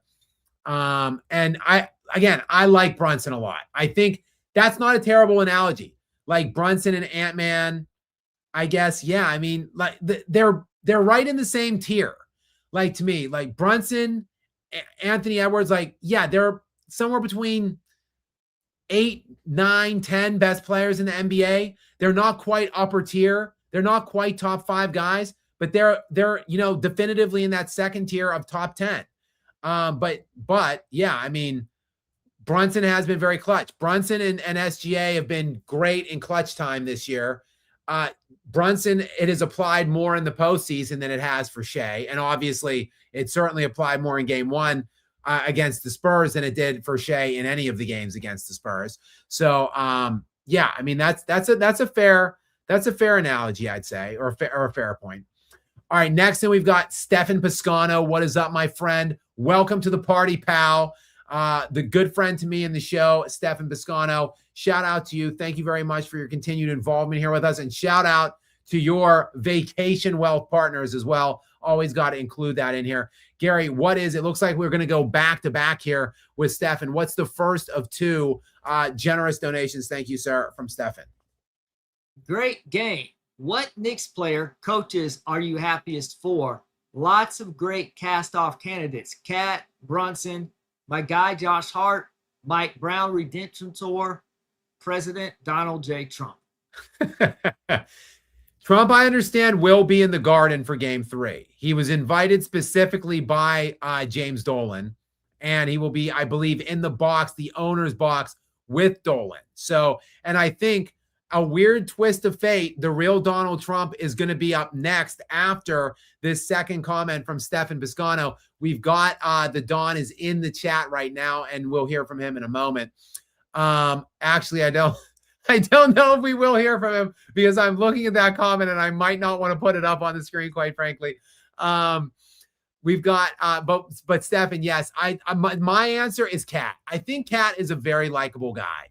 I honestly think he's got a great game. I think he's gotten a bad rap from time to time around the NBA. He was kind of cast off in Minnesota. I feel like that was an odd circumstance where the trade really benefited both teams. I thought getting DiVincenzo and Julius Randle. So like a starting point guard and an all-star caliber 4 was like the direction that they should have went in if you're the Minnesota Timberwolves. But Karl Anthony Towns has been a superstar for the Knicks. He's been undeniably better and a better fit than Julius Randle. So I think that those trades were just good for both teams ultimately. Though, look, the Timberwolves lost in the second round. They went, and so they're going backwards. They went from 2 Western Conference Finals to the second round ousting this year, whereas the Knicks are looking like they're on the precipice of an NBA championship. My answer for a cast-off guy, Stefan, would be I feel really good for Cat. I think he's a good guy. I actually kind of like the zestiness. Some people would suggest I'm kind of a zesty guy, even though your definition of zesty could vary. Like Karl Anthony Towns is, for what I understand, a straight man. He's just flamboyant and energetic and does, zesty things. So I don't dislike Cat. I never have. I feel good for him, and I'm rooting for him the rest of the way. I'd love to see him have this run be validated with the Finals MVP. And then, I feel great for Mike Brown too. Like Mike Brown, 2-time coach of the year, has been fired multiple times in the NBA. What 2-time coach of the year winner has been fired multiple times, including from Sacramento? I think he got fired from Sacramento. How you win coach of the year in Sacramento and then get fired from them like a year later? Unbelievable. So this would be quite a redemption tour as well for Mike Brown. But you're right. Basically a whole team of cast-offs. So a whole team worth of guys that you can feel good about. All right, Stefan, welcome back. And again, like I said, back-to-back comments. Go ahead, Gary. Read this PS from Stefan for me. PS, where does that rank most fun finals the last decade? I mean, this has got to be one of the most fun finals of the last decade, ultimately. I mean, 2 really great stories, 2 teams that you can't really root against, 2 teams that you want to see both win.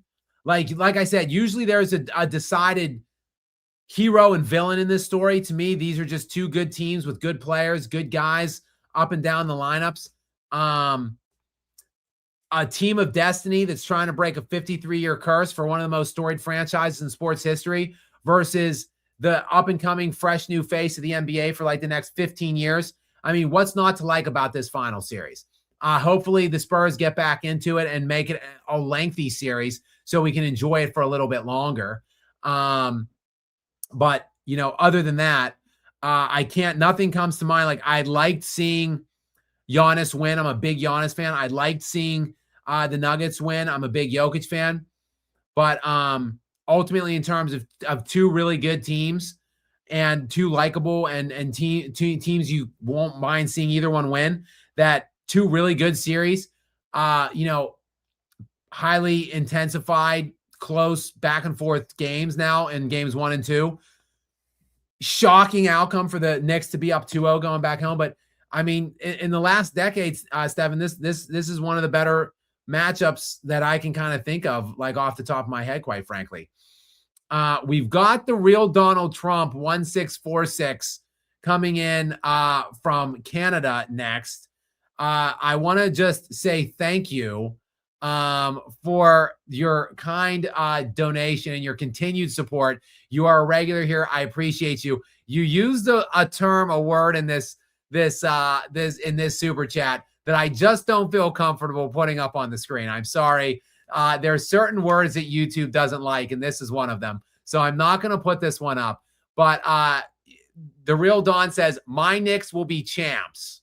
And then there's something at the end that I won't read. But yes, Mr. President, you will be in the building, from what I understand, on Monday night at 8:30 for Game 3 in the Garden. So that should be a crazy charged atmosphere with Trump in the building for that one. I know people are telling him not to go, but look, the owner of the Knicks has personally invited him. So I'm sure if he wants to be there, he's going to be there, and I think he will be. Stump 4522 is up next, and Stump says, Knicks in 6. Wolves could have used Cat against Wemby. Great point. Great point.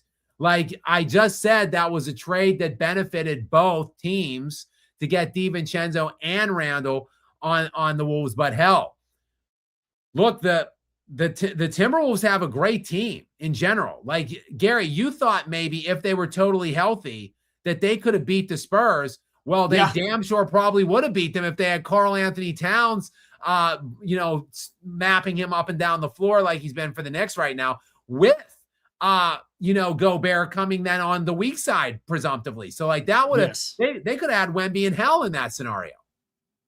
Mm-hmm. Yeah, I even constructed as they are. You remember, I didn't even make a pick.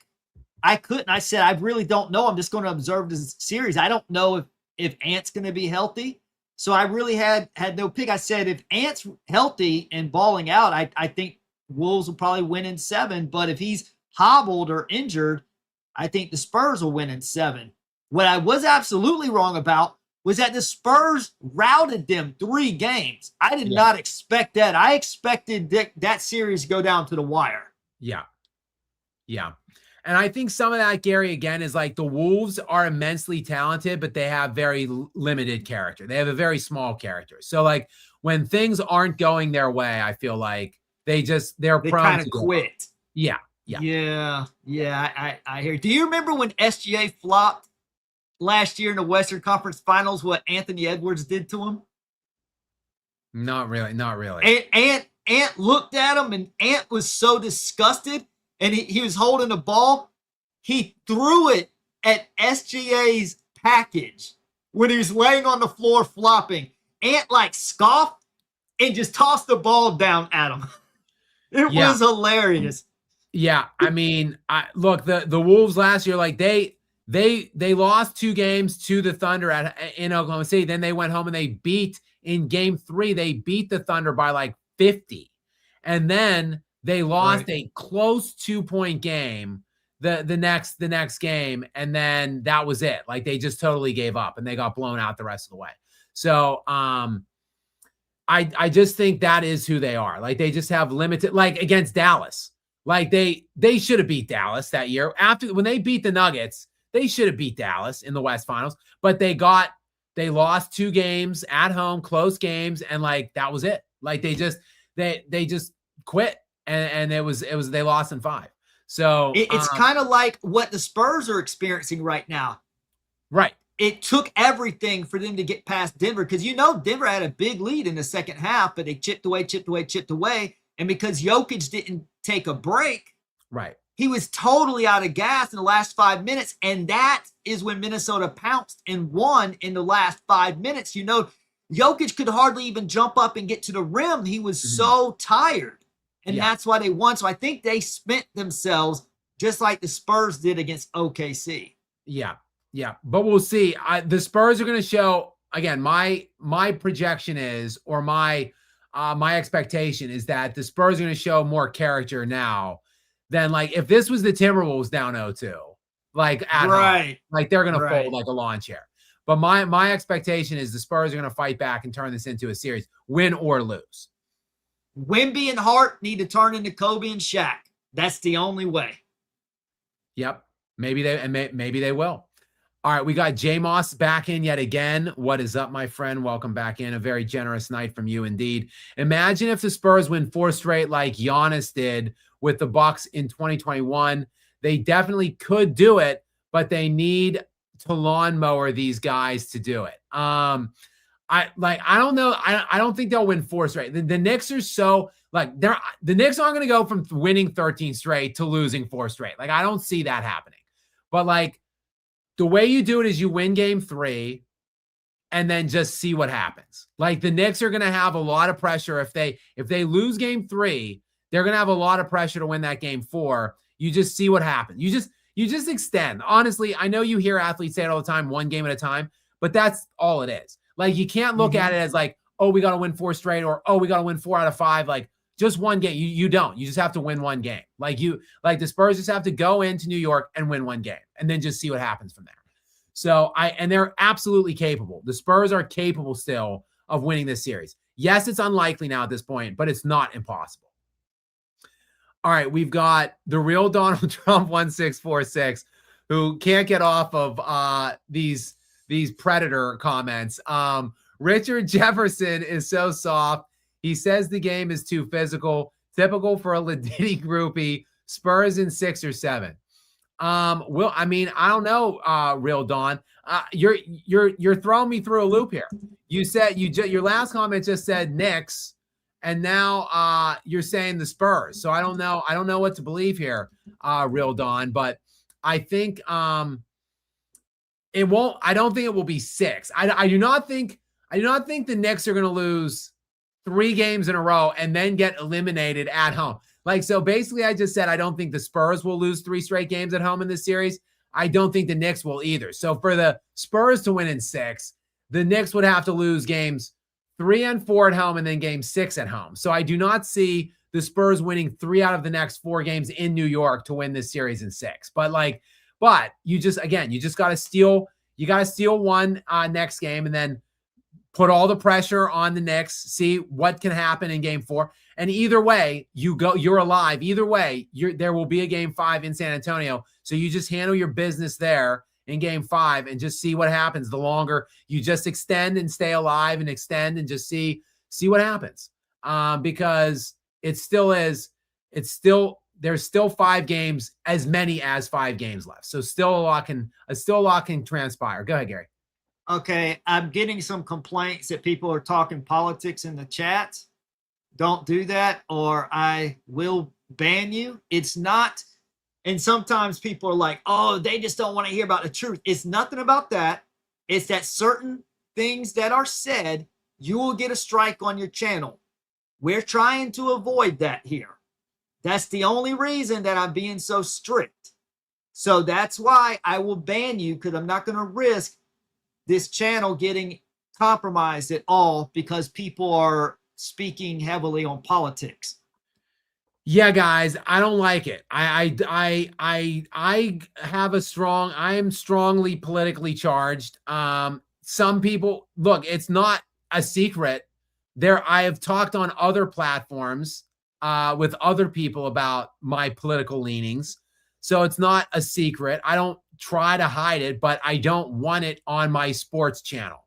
Like I have a sports channel where I want to talk sports, not politics. So like I don't do it. And look, I'm on Whitlock's platform. If any of you follow me there or watch me there, like Jason Whitlock, he crosses over quite a lot. He's obviously, he brings religion and politics into sports all the time.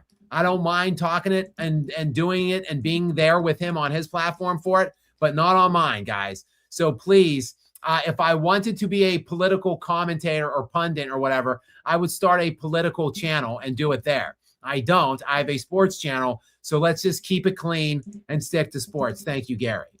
All right, we've got Joshua of the Saints is in next. Thank you very much for this kind donation, Joshua. I appreciate you very much. Gary, what is this this longer comment or question from him accompanying this generous donation? Again, thank you, Joshua. Great game plan from New York. I'm a huge Brunson fan. They're winning by spreading the floor all the way to the three-point line. That's what I'm saying. They're a well-oiled machine. For my man, 22-year-old Wemby, I can't count him out, Skap. I'm all in with the Spurs. Yeah, I mean, Joshua, I wouldn't look. The chances are I'll have to look. I did not look. I should have looked before I joined. What the record is for teams that go down 0-2 at home. It's not good, but it's not impossible. Like I said, the Denver Nuggets 2-3 years ago lost. They got crushed in those first 2 games. Absolutely smoked. Like they lost game 1 by like 10 points and game 2 by like 30. No one would have thought that they could ever get back in that series. They were up 20 in the second half of game 7. So like they easily could have won that game and that series, even getting absolutely dismantled in games 1 and 2 at home. The Spurs didn't get dismantled. They could have won either game realistically. So I do not think it is over. I think the Spurs, it's unlike they've got a big mountain to climb, but it's not an impossible one because they are such a great team and they do have the best player on the floor. So it is possible. All right, we've got Ape Style. Yeah, Ape Style 7219. What's up, Ape Style? Thank you very much. Skap, why the switch? Ant-Man wouldn't allow this. Ape Style, what are you talking about the switch? Are you talking about my flip-flop, or I'm not sure, Ape Style? Let Gary know. Go to the live chat. You don't have to send another super chat. Just go to the live chat area. Let Gary know what switch you're talking about. My flip-flop pick after game 1 to go to the Knicks in 6, or is there some other switch that you're talking about, Ape Style? I'm not sure. Now, this was sent at 12. It's 1:30. So we're a little, like I said, we're going to be a little far behind, guys, unfortunately, on these comments and questions because we had so many early on. But we're working our way through. We're coming up on the 2-hour mark tonight. It's 1:30 a.m. here on the East Coast where Gary and I are coming from. Still 700 people in here. Thank you guys so much again for staying on. The retention in these live streams, Gary, is breathtaking to me. Don't worry. They already know we're going 8 hours anyways. So they know. I mean, I think we had 1,100 people in here at the start, and it's still 700. Like, we still have 7 of the 1,100 2 hours later. Like, on a live stream, that's crazy, especially ones that go this long. So thank you, guys. I will get to all of these comments. Believe me, I will. We've got Courtesy is in next. What's up, Courtesy? Thank you very much. I appreciate you so much. And Courtesy is giving me some pushback. Giannis was the best player from 2019 to 2022, not Jokic, Skap. I disagree when you say Jokic has been the best player for the last 6 years. Well, okay. I love Giannis too. And I think Giannis and Jokic have been 1 and 2 for the last 6 years. So I wouldn't give you much pushback on that, Courtesy. The reason I say it is because Jokic 6 years ago won his first MVP, and then he won another MVP the very next year. So you're saying essentially to me that Giannis was still the best player for 2 years where Jokic won back-to-back league MVPs. Yeah, that's a tough sell for me. But with that said, I love Giannis. I think the world of Giannis too. He is an elite two-way player. He's a great defender in his own right. He's a defensive player of the year winner, much better than Jokic on that side. Jokic is substantially better offensively though, and is a true 3-level scorer. Giannis is a very inefficient scorer at times when you clog the paint and take it away from him, and he has to rely on a shot of any kind. He shows some weaknesses there from time to time. And look, Giannis has not even played in the playoffs in years, it seems like. But if you want to give him from 2019 to 2022, I wouldn't give too much pushback. And then Jokic would be 2022 through 2026. Like that, I wouldn't give you much pushback. I think Jokic took it over from him 6 years ago, but he was still number 2 and a very close number 2 at that, in my opinion, up until basically this year, I would say. And then just there's too many injuries these last couple of years for me to keep him at that number 2 spot. Until I see that he can be healthy again, I can't realistically say he's still number 2 now. But and maybe Wemby is just so good right now, it doesn't even matter if Giannis becomes healthy again. Who knows what Wemby's step will be next year? But that's a fair point, Courtesy. And I'm not gonna trash Giannis. I love him. Big fan still. 26, I'm a big fan of him unless he goes to the Thunder. If Giannis goes to the Thunder, I'm not a big fan anymore. So I will not like him then, and I will crush him, and I will crush SGA. Even though it's a smart move, I think, for the Thunder to do that. Even though it's a smart move, I think it's a gutless, weak move, and I will rip them and crush them both. All right, 26, Mr. WrestleMania is in next. Gary, I'll turn this one over to you. Thank you, Mr. WrestleMania. I appreciate you. Wemby's first finals is giving me Shaq in Orlando vibes. You got to go through heartache to finally triumph. And that's what I said to you and Tyler. Only I thought it was going to be Jokic to dominate him in round 2 and force him to train in the offseason to overcome that. But as we know, Jokic didn't make it. The Spurs went further than I thought, but now he is showing his inexperience. I think you really do have.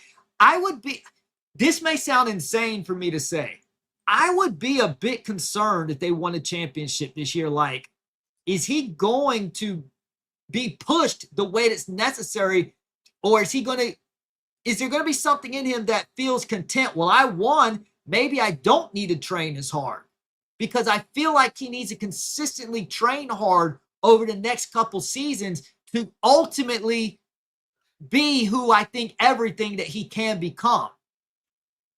Yeah, that would have been much more of a parallel if like Hakeem schooled Shaq in that finals. If Jokic schooled Wemby, like that would have been a much more apt comp.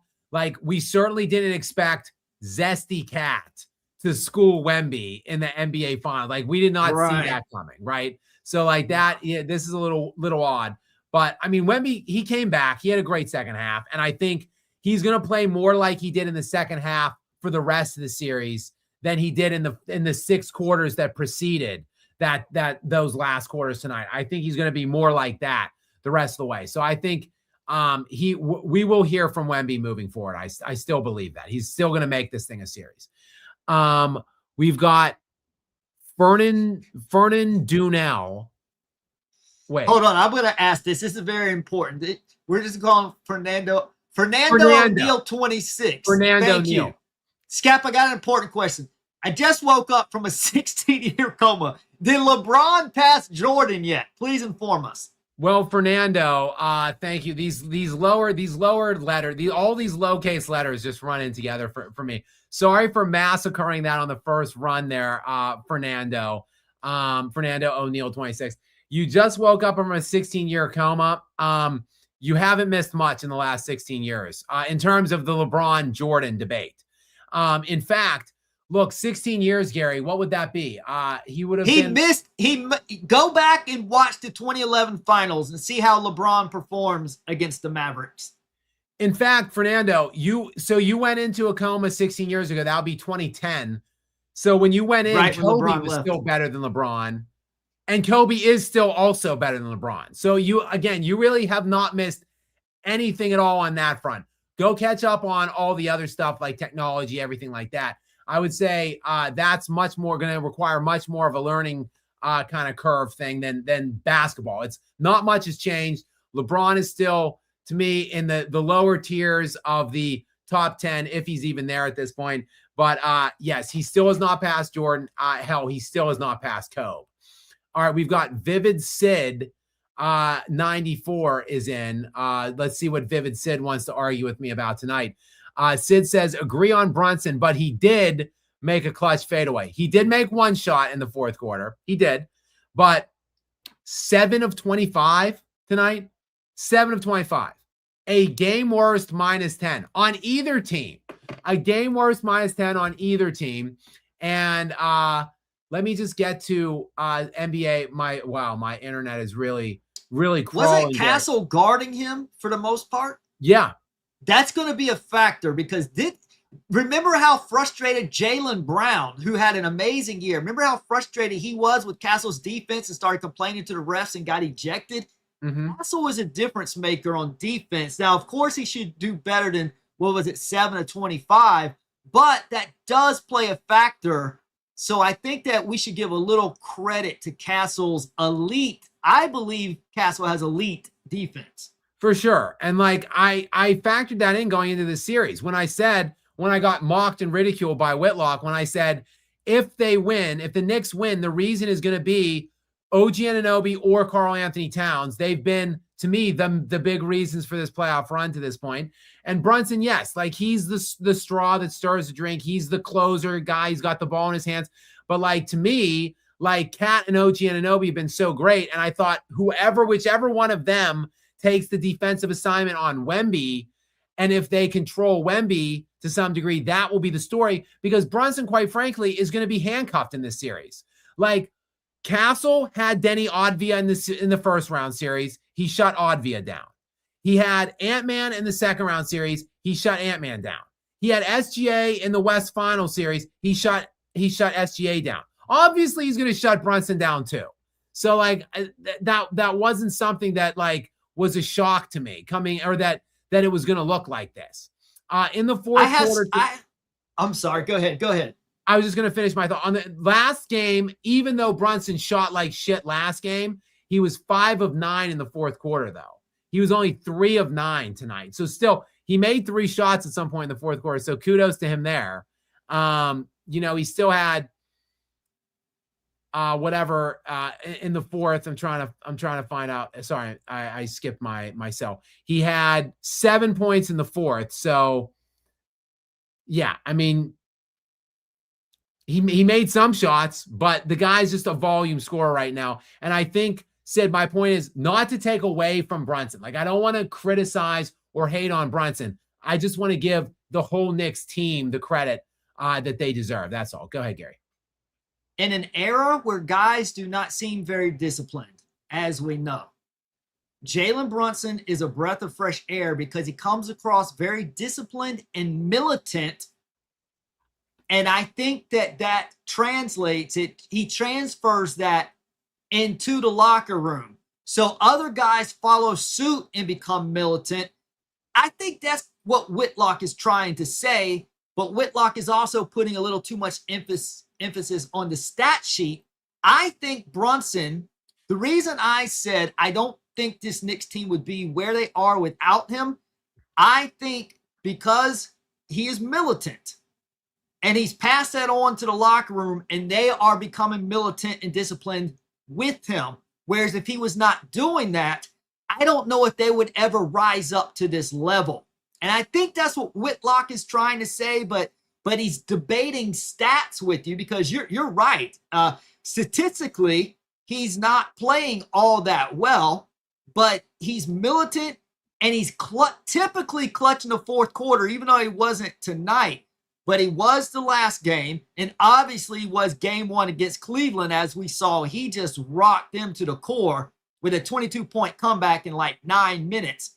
So I think that even if he's not showing up on the stat sheet, it's just how disciplined he is, and he's a leader. They follow his leadership, and that's really the benefit of having Brunson, I think. Yeah, all fair points. Booge got that beam is in next. What's up, Booge? Welcome into you, my friend. Appreciate it. I think if the Knicks win, it will be in 6 games, but if it goes 7, I think the Spurs will win game 7. Same. That's why I said that's why my initial pick was Spurs in 7. And then when the Knicks got game 1, I thought, okay, there's an opening. There's a chance now for them to close it at home. And if they have an opportunity to close it at home, I think they can. Knicks in 6. But I agree. They better look, they got to defend home court. Like, they got to get at least one. They got to get at least one of the next 2. They obviously want to get 2 and just end it. But I think it's very unlikely they sweep the Spurs, which means the Knicks better focus on getting one of the next 2, because if it's all of a sudden 2-2 and it's a best of 3 and the Spurs have come back then to even it, and 2 of the final 3 will be in San Antonio, that's going to flip things in a major way. And the Knicks are in a world of hurt then, in my opinion. All right, we've got Karate PSI is in next, coming from, I think, Turkey. I think TRY is Turkish lira.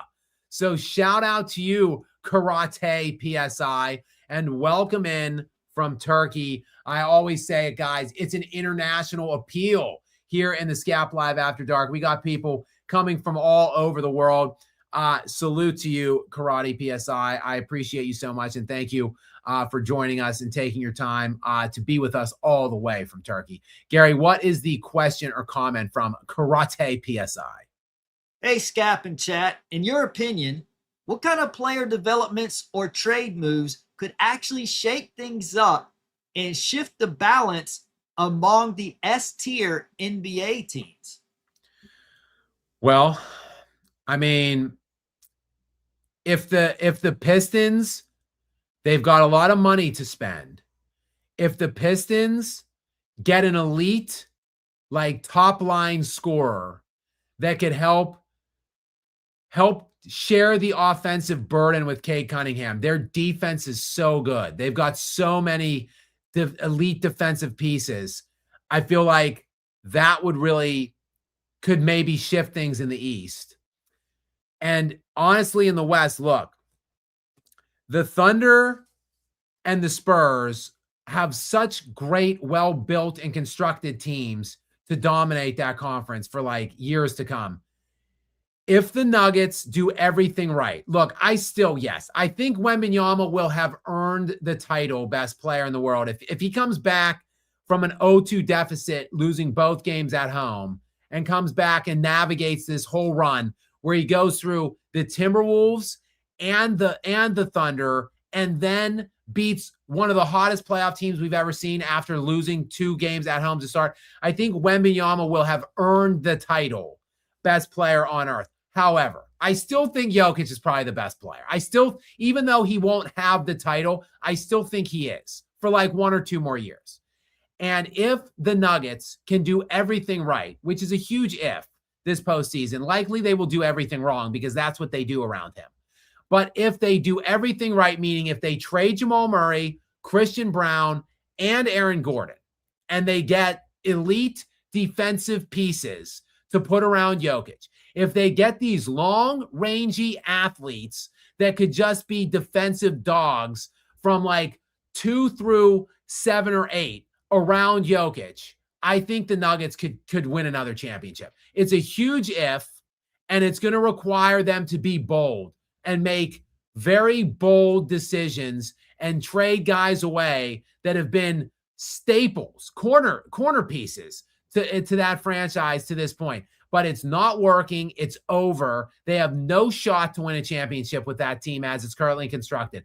But if they get closer pieces so that they look more like the Knicks, they look more like the Spurs, and look more like the Thunder with these long athletic defenders, these young, long athletic defenders, and it's just Jokic is just leading the offense, that team can compete for championships. So I think those are really, because S tier, look, Karate PSI, when we're talking S tier, there's not many S tier teams out there, right? Like the Spurs, the Thunder, the Nuggets are always thrown in there only because of Jokic.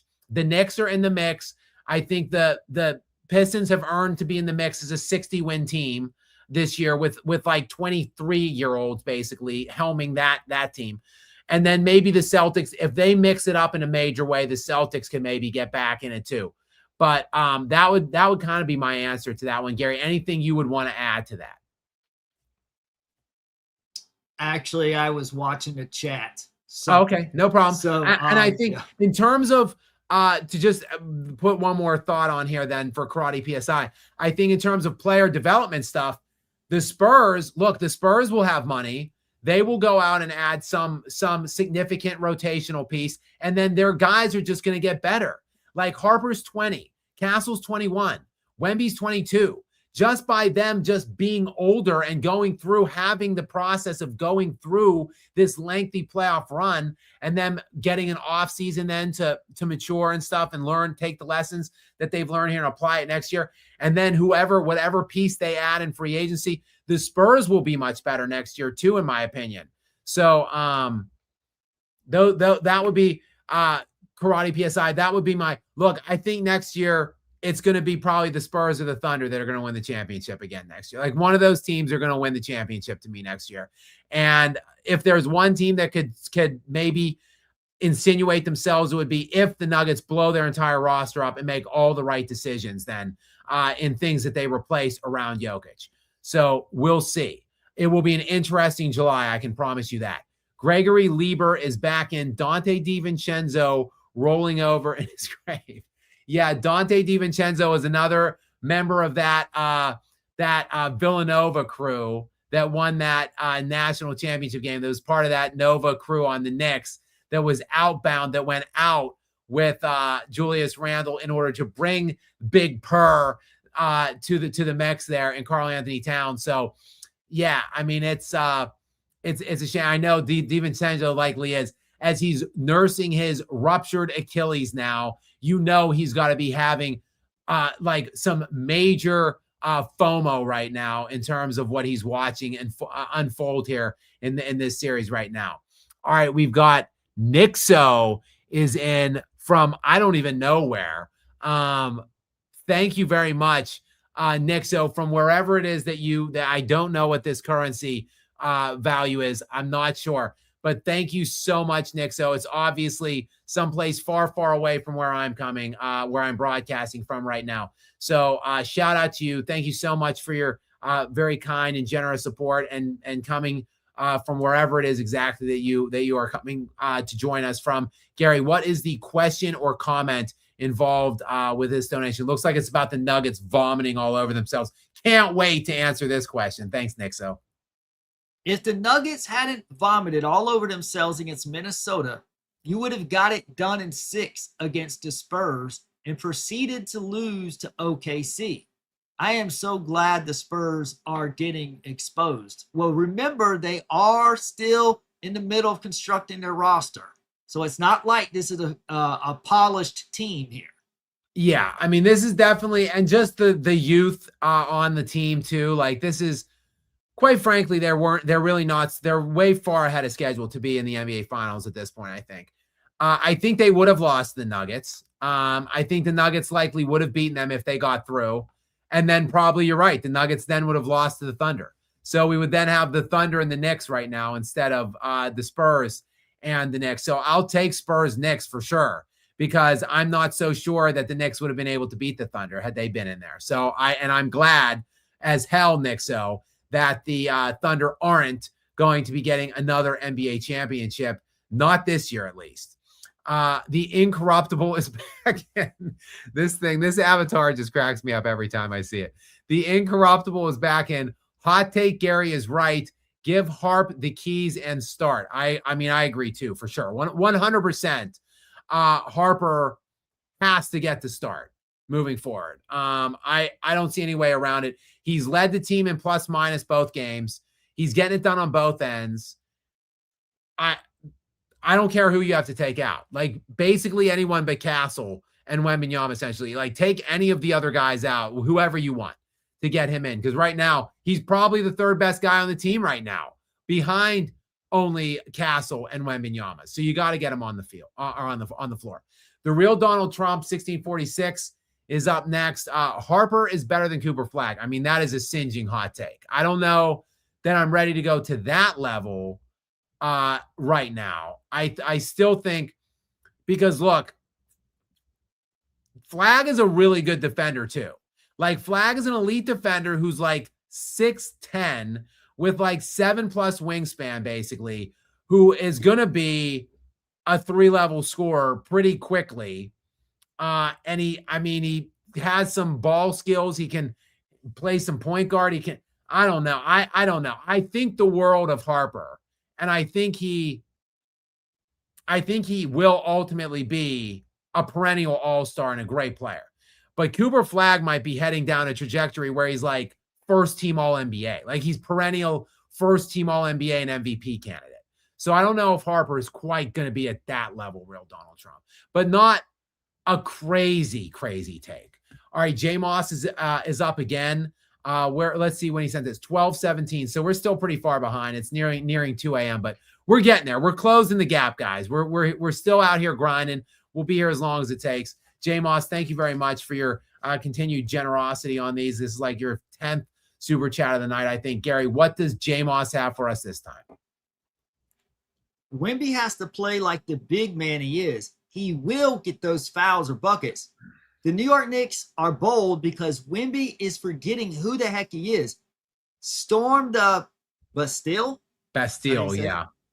Storm the Bastille and go on a tour de force. Yes, the Bastille, Gary, is a famous French prison, I do believe. Okay. Let's see here. Well, now I'm just seeing the band Bastille, but I'm pretty certain. Let me just see here. Let me just put in prison. Bastille. The Bastille was a medieval fortress and political prison in Paris, France. So yes, it was a famous prison in France. So yes, J Moss, you're right.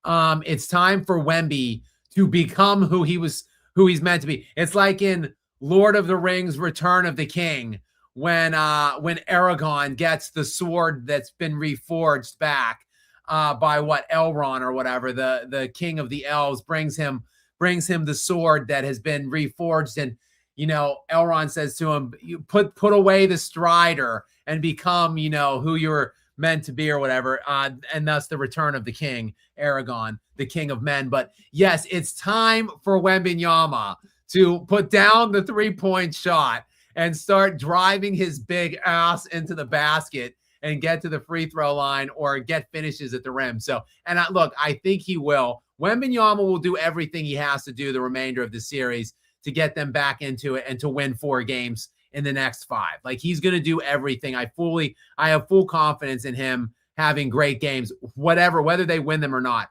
I have full confidence that he gets them back in, and he plays good enough for them to win every game that he plays in down the stretch. I think that he will be that good moving forward.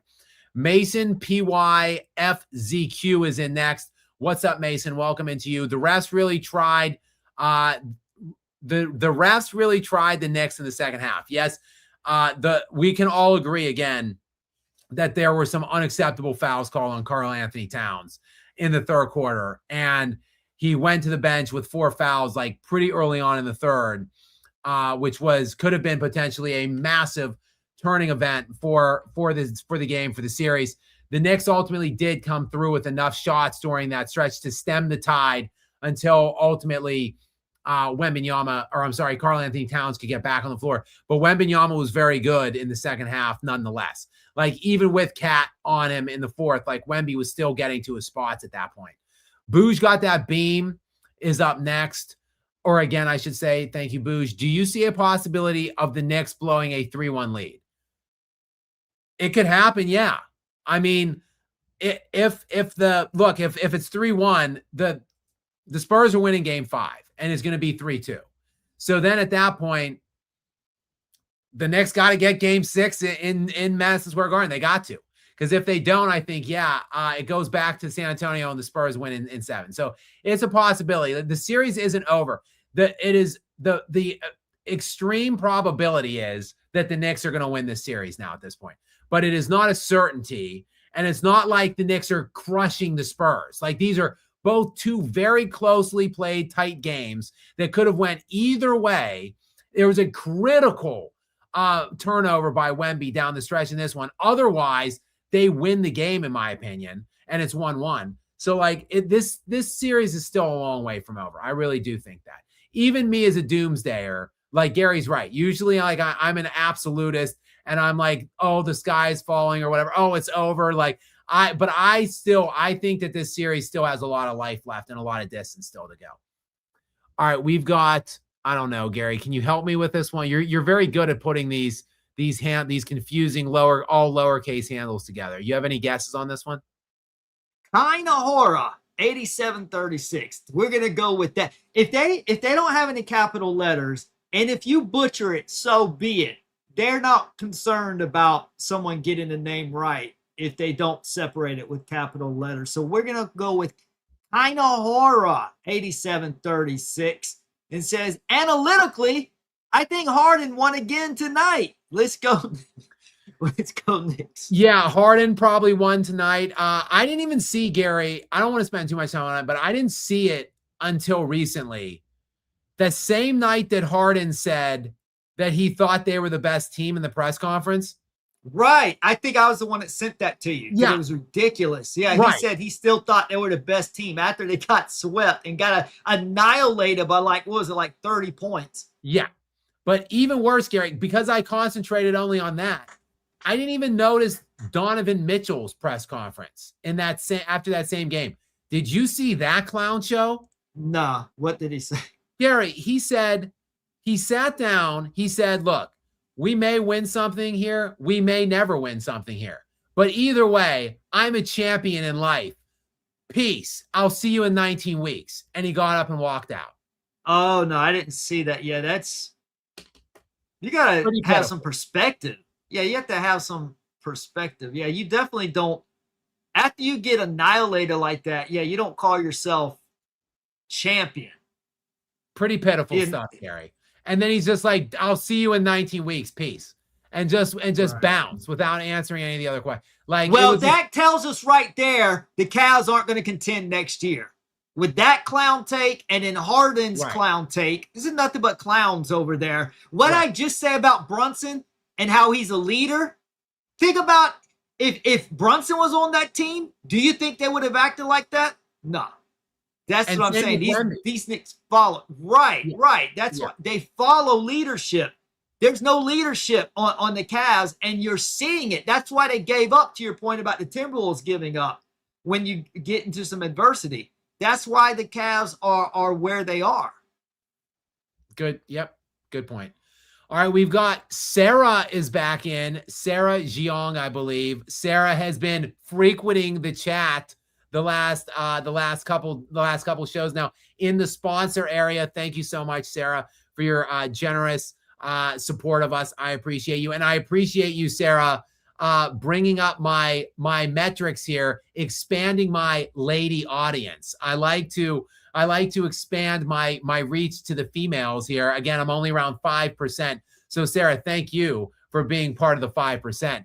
Gary, go ahead and read Sarah's question or comment here to us. Your life is on the line. What choker do you choose to possibly make the life-saving shot? Harden or LeBron? Oh my gosh, Sarah, I'm a goner. You want to put me in the You want to put me in the ground, Sarah? Is that what you're telling me? You don't want me around anymore? Like I don't. My goodness, flip a coin. Gary, I don't. And look, Harden is such a much better offensive threat than LeBron James. I would feel some kind of a pull to say him, but LeBron has at least made a few clutch shots in big moments in his lifetime. I'm struggling to think of one big James Harden moment ever on any of his runs. 2012, and he did. I remember he did. I'm still traumatized by what he did to the Spurs in the Western Conference Finals in 2012. But since then, nothing.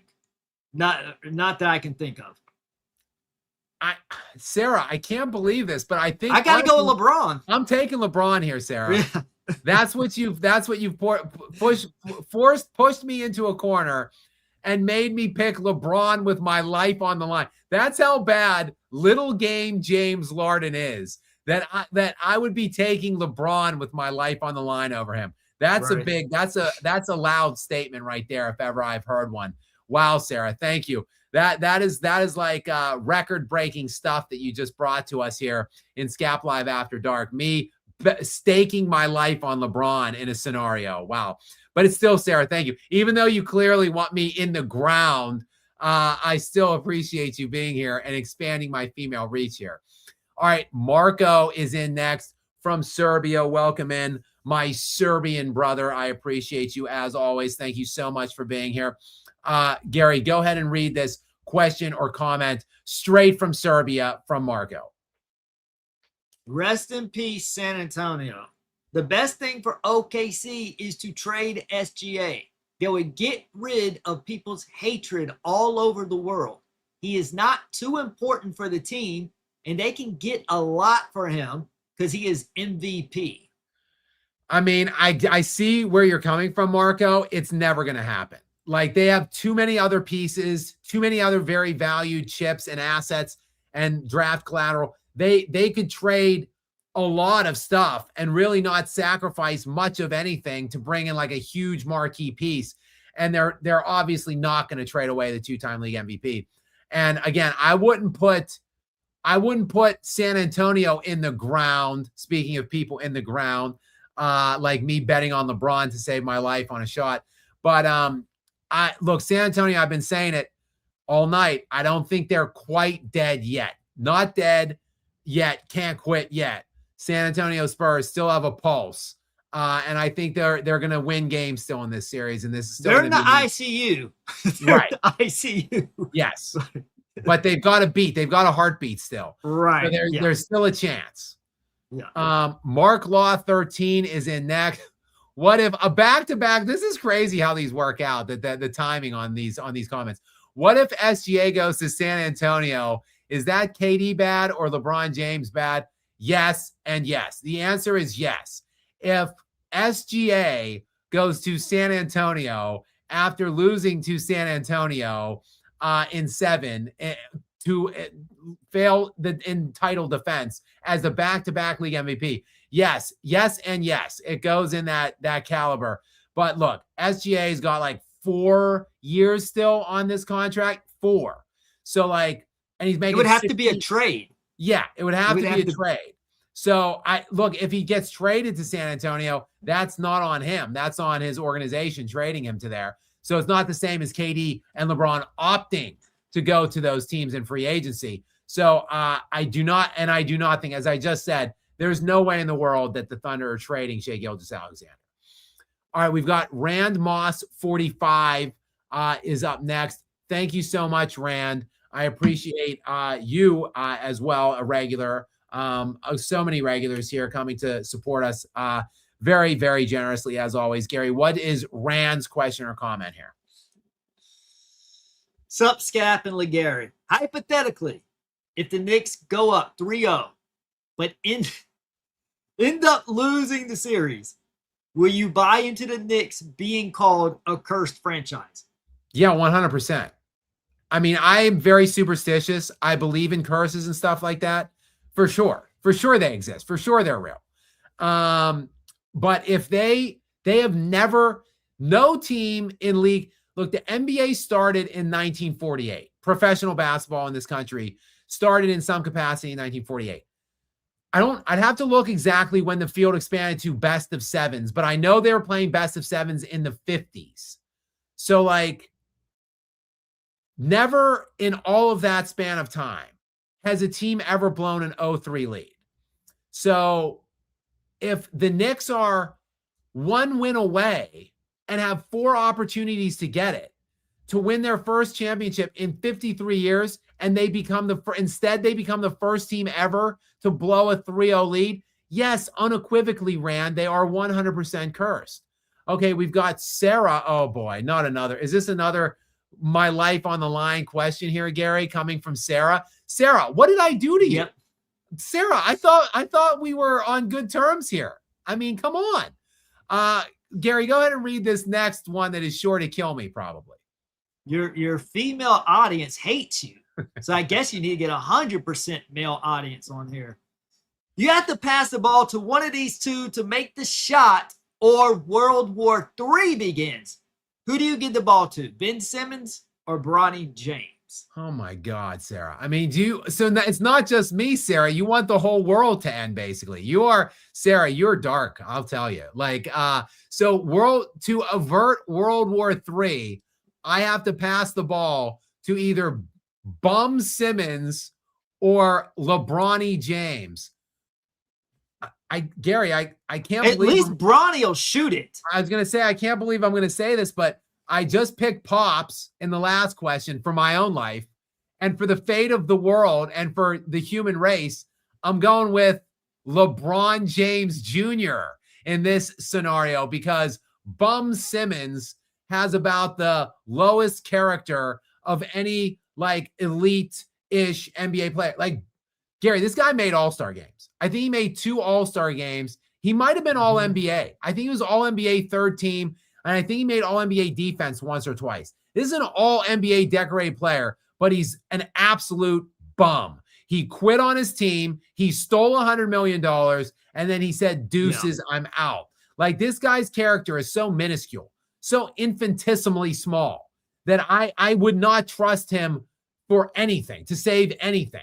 So the answer for me, Sarah, to this one's got to be LeBron James Jr. All right. Hold on, Jay. We missed one from Mark Law. I don't know if you skipped it over or if it didn't show up, but it says low percentage shots. If you want to scroll up, see if you see it. If not, I'll read it to you.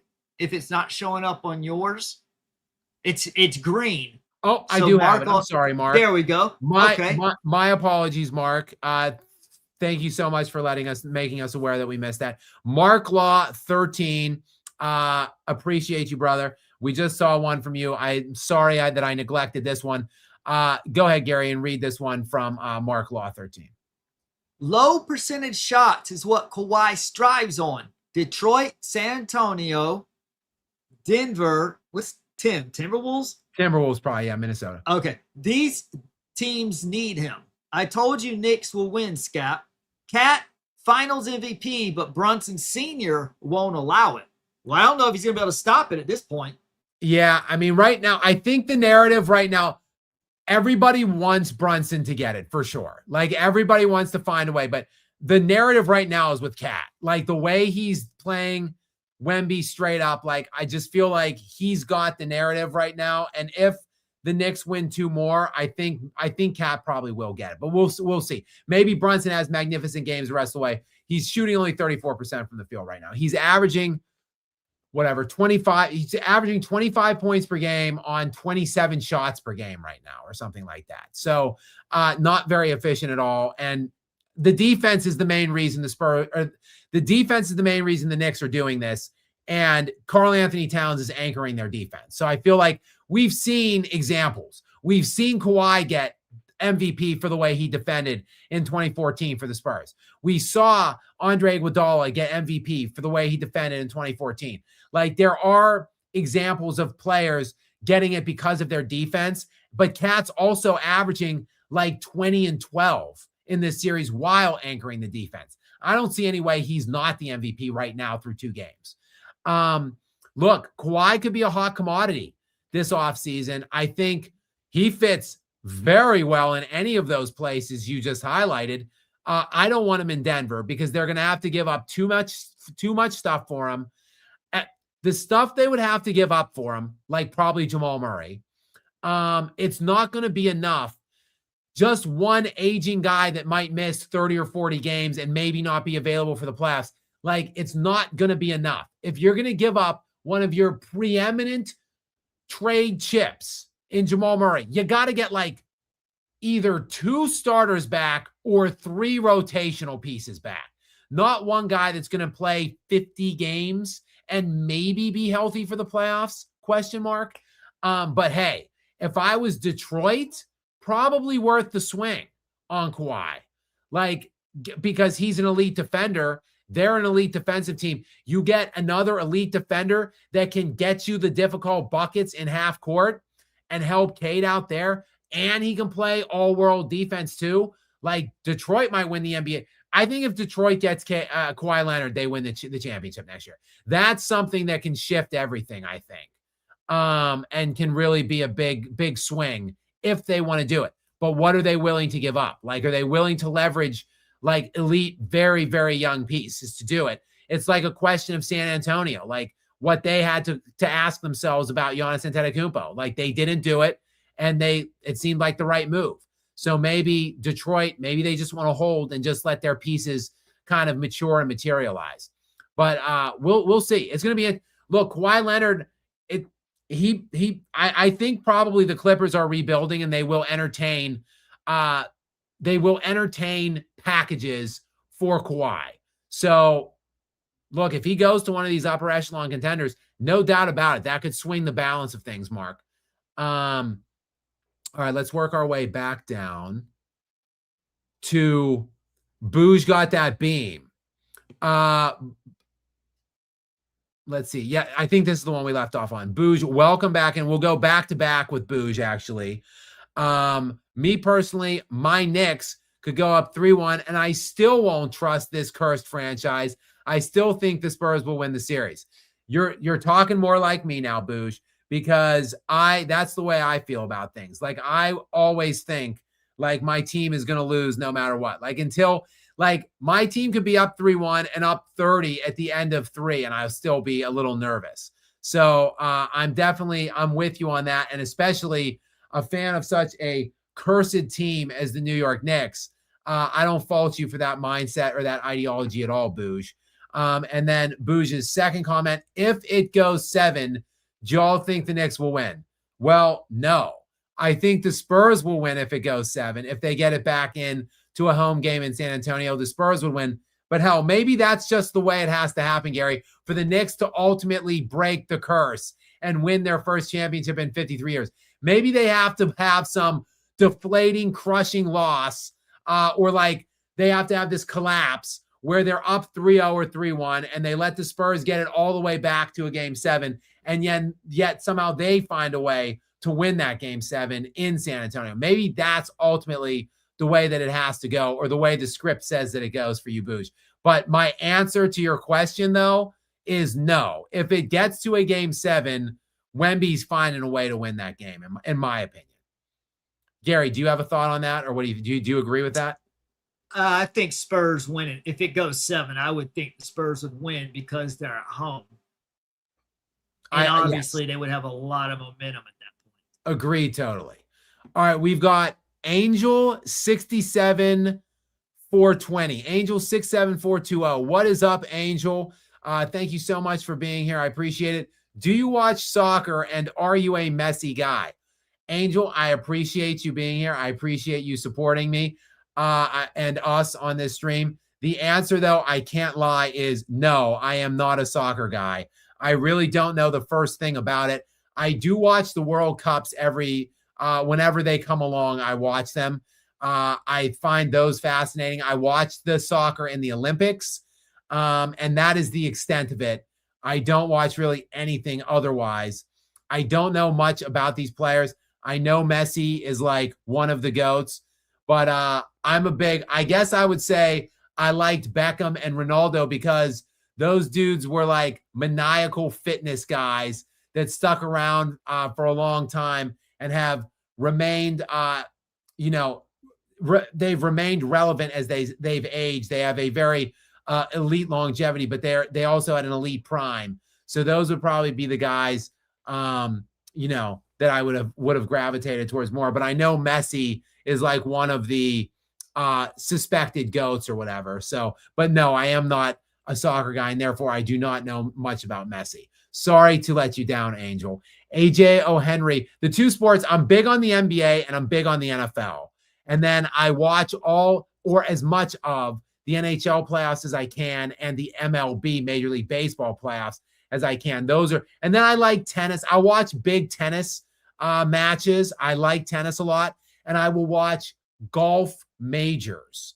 So, but like that's it. I don't watch any of the other tournaments or anything like that for golf.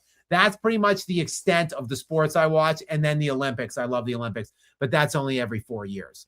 All right. AJ O'Henry 447 is in next. As a Knicks fan, this series is not over, Skap. Oh, wait. As a Knicks fan, this series, it is not over. Skap equals GOAT. Well, thank you. Thank you, AJ O'Henry. I appreciate that moniker very much, or that designation very much. I will take GOAT status from you. Thank you. I appreciate it. We've got HR Izzle, maybe. Again, I don't know. I'm probably destroying that. I'll just call you Frizzle6. What's up? Welcome in. Gary. Lowemby spent the whole offseason monk maxing, posting aura farming pics like he's about to ascend. The gimmick is up. SA, this is for you. I mean, he was aura farming a bit in the offseason. Gary, you see the off season, he's like running on the bottoms of pools with weights like he's training with Navy SEALs. He's in the Himalayan mountains or whatever with the robe on, training with the monks, probably getting hit with bricks and shit. All of that to get to this point where maybe they lose to the Knicks, who knows? But look, all kidding aside, I love Wemby. I think the training is not necessarily purely for aura farming purposes. I think it really is him just trying to get his mind and body to the next level. And I think he's just going to stay on that path for the next several years until his body is built up more to the way that he needs it to be, so that he's stronger, more physical. He will likely be working on his post moves and his skill set down there, in addition to gaining the muscle and getting bigger.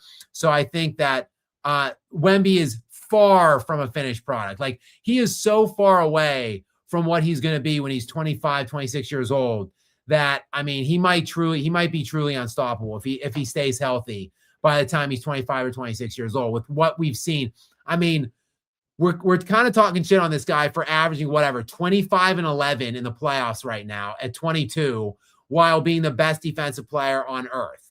Like, his net swings right now are insane. I think I think they're minus 0.8 right now with him off the floor in this postseason. Coming into tonight's game, I looked it up. They were minus 0.8 per 100 possessions without him on the floor this playoff run. So like basically just they play even. When he's on the floor this playoff run, they're like plus 18. So that's wild. Like I looked up Shea's net swings because I was just for comparison. I think they were plus 4 with him on the floor and plus 22 with him off. So they were like minus 18 with Shea on the floor. They're like minus 18. So like it's the opposite with Wemby. And even Cat, like I looked up how Cat look better than Brunson. I think Brunson is plus 17 and plus 14 without. So it's a plus 3 net swing for Brunson. So like, yeah, they're good. He's got a crazy net rating of plus 17, but without him, they're plus 14. Then I looked up Cat. They're plus 22 with him, but they're plus 14 without him too. So like without Wemby, they're barely an even team. And then they're plus 18 when he's on the floor. Like he's just so crazy valuable. And he still is doing it with really good numbers and pretty efficient numbers, even though he's, again, so drastically far away from a finished product. Like the fact that he's this good, though, anyway, it really does just speak volumes to like how great the kid is and like how great he's going to become down the road. Okay, we've got Matt Ye is in next. What's up, Matt Ye? Welcome into you, brother. I appreciate it. Skip as a Knicks fan. Is that now? Should that be Skip or should it be Skap? I don't know. I'm seeing glances of the Mamba mentality, and it's the Burnba mentality. It should be is it the Brunson, the Brunba mentality? I guess our Messiah, Jalen. Okay, so yes, this is. I guess Matty Ye is trying to give me some pushback and say that Brunson actually is the second coming of Kobe Bryant. It's not the Mamba mentality, it's the Brunba mentality. Try as you may, Matt Ye. I love the Knicks. I love Brunson, but he ain't Kobe. He ain't Jordan. He's not Jokic. He's not Giannis. He's not even SGA, in my opinion. Maybe he is SGA. Hell, he's got more 30 points now than SGA in the playoffs. He's obviously been way more clutch than SGA in the playoffs. He's about as impactful on defense as Shea in the playoffs. Go ahead, Gary. It's the mindset more so than just the skill and talent. It's the mentality. That's what it is. As to your video about him having the Mamba mentality, you can be a less talented player, but if you have that mindset, and especially if you can get other guys to acquire that mindset, look at what they're doing right now. They're beating a team that they should be losing to. Yeah, I mean, I think Brunson to me is more like, I know they play different styles of games. I know they're different, radically different positions, right, but I keep saying it. Jimmy Butler like reminds me a lot of Brunson because neither one of them are highly decorated regular season players. Like neither one of them have ever made a first team All NBA. But like they seem to always be there in the playoffs. Like they seem to always be playing up when the playoffs start. And they seem to be going further than they should go in the playoffs because they're galvanizing forces and they're just gamers and they play the right style of game in the postseason. So like I'd say like, playoff Jimmy, he gets all of that pub and all of that run for being like an elite playoff riser. Jalen Brunson is an elite riser too in clutch time. So yeah, shout out to Brunson. No disrespect to Brunson. All right, we've got Isaac LYK is in next. My fave NBA content creator. Love you, Skap. You make my day. Oh, thank you so much, Isaac. That makes my day. I appreciate you so much. I know you're here all the time for me in the videos and in these live streams. You sent that an hour and a half ago. We're still somehow pretty far behind on these. We're catching up, though. We're getting there. Hopefully you're still in. I still got 650 people in here, so I'm sure you are here. Thank you. Shout out to you. You mean the world to me. You guys all do. I couldn't do it at all if it wasn't for you. We've got Mr. Terrible is in next. What's up, Mr. Terrible? You got to admit, Jason Whitlock knows hoops. Maybe it's the lack of red meat for your brain and you can't see the truth. I don't know, Mr. Terrible. I think I run circles around, with all due respect to the great Jason Whitlock. The next time I lose an NBA debate to him will be the first time, in my opinion. He's texting me a lot tonight. We were texting back and forth. He started the texting last time. I started the texting this time.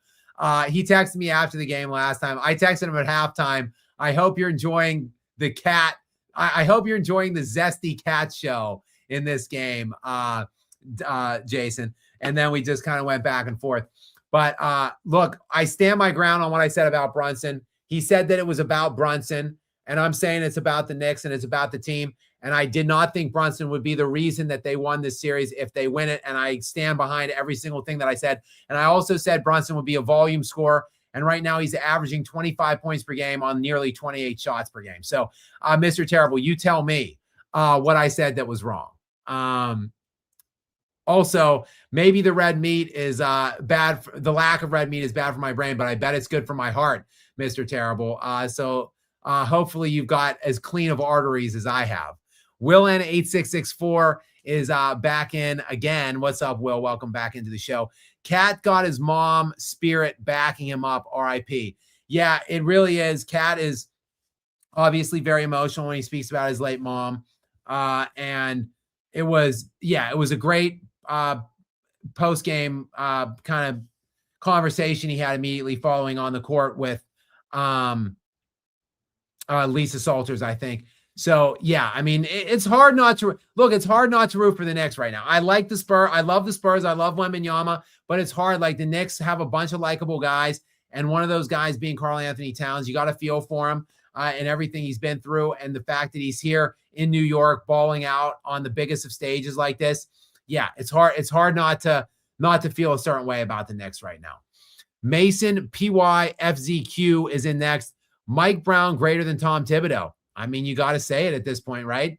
Like, I have a lot of respect and admiration for Tom Thibodeau. And like I said, he's part of that. I'm pretty sure he was the defensive coordinator on those Celtics teams in 07 and 08 and whatever, and 10 again, that made those deep playoff runs. They gave Kobe fits because Thibodeau is such a great defensive mind. He's an old school kind of guy, but full stop. Mike Brown came in here in year one, and he's got them on the precipice of doing something they haven't done in 53 years. So Mike Brown, yeah, deserves the flowers for sure right now. AJ O'Henry 447 is up again and says, if Knicks choke, what would be worse, 94 or this? This for sure. Like, well, I don't know. If it's just 2-0 and that's it, and the Spurs win 2 in a row, I guess that maybe 94 is back in the conversation. But if the Knicks are up 3-0 or 3-1, if they take a 3-0 or 3-1 lead in this one and lose it, it would be this for sure. If it's 3-0, it's one of the worst chokes of all time, like of all of sports. It would be probably the worst choke in NBA history because it's never been done. While I think the Spurs are as good as the Knicks and they've got the best player, so on the surface, like, it's not a glaring discrepancy in talent or anything like that.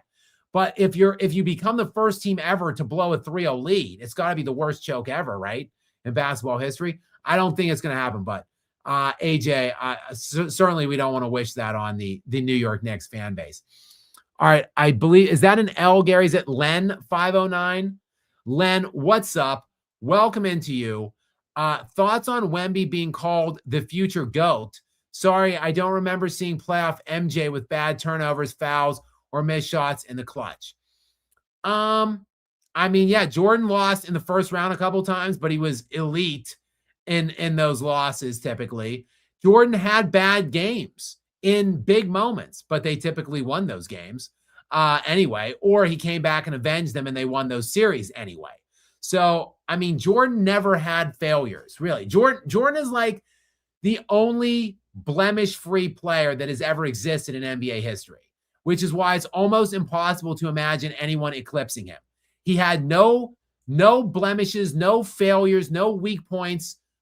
And then he was a perfect player on the floor, an elite defensive, like league best type player who was the best scorer maybe ever. Yeah, it's hard to imagine a guy eclipsing it. It's got to be resume based. So like what that would look like is Wembanyama getting like 5 MVPs, 5 Defensive Player of the Year awards, and winning 6 NBA championships. And even if he gets this loss, if he does those other things, like the totality of the resume to be able to neutralize Jordan in the ring count, probably have all of the finals MVPs, to have as many league MVPs and several more. Jordan only had 1 Defensive Player of the Year. Wemby's going to get 4, 5, 6 of those probably. So like it would be a totality of resume approach for him to surpass Michael Jordan. I don't think it's likely because I don't think he's going to win enough championships, which if he gets one at 22, like he's on the path to maybe get 6. But I don't think 6 is a lot. Like Duncan and Kobe were elite for 20 years and they got 5. So like 6, assuming 6 for anybody is a massive ask. But so I do not think Wemby will ultimately eclipse Jordan. But look, he might get in that Mount Rushmore convo for sure. Like I think if he gets 4 rings, 4 MVPs, 5 Defensive Player of the Year awards, like he's probably Mount Rushmore. So like he's gotten close to that kind of to that mantle of GOAT. But I think ultimately, yes, if you're asking me about him taking Jordan out, yeah, I don't see that right now. I don't see anybody ever passing Jordan. I've got Frank Paul 1277 in next. 16 turnovers in a 1-point loss while shooting 47%. Is the Spurs problem talent or just poise? Down 0-2 at home. Which scares you more for game three? Yeah, it's definitely not talent. The Spurs, again, I think the Spurs are the best team, honestly. I think the Spurs showed in the last second half of the year they're the best team. And I think they go into the year next year as a prohibitive title favorite, in my opinion. But yes, it is poise. It is about poise, and it's about just the maturation process and experience. Like that is what they're lacking. That's what they don't have right now. It did not get them in the Thunder series, but it looks like it might have crept up on them in the Knicks series here. So if that is the case, they will all learn. They will all mature. They will all be better for it next year. And to me, they will win the championship next year. But yeah, 16 turnovers is a lot of turnovers in a 1-point loss.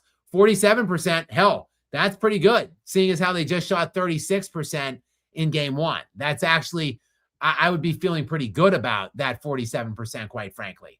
But yeah, 16 turnovers, got to clean that up. And they had a bunch of turnovers last series in specific games against the Thunder, but well, hell, everybody does against the Thunder. So I'm not sure. Down 0-2 at home, which scares you more for game 3? I don't know. Like, who am I scared for?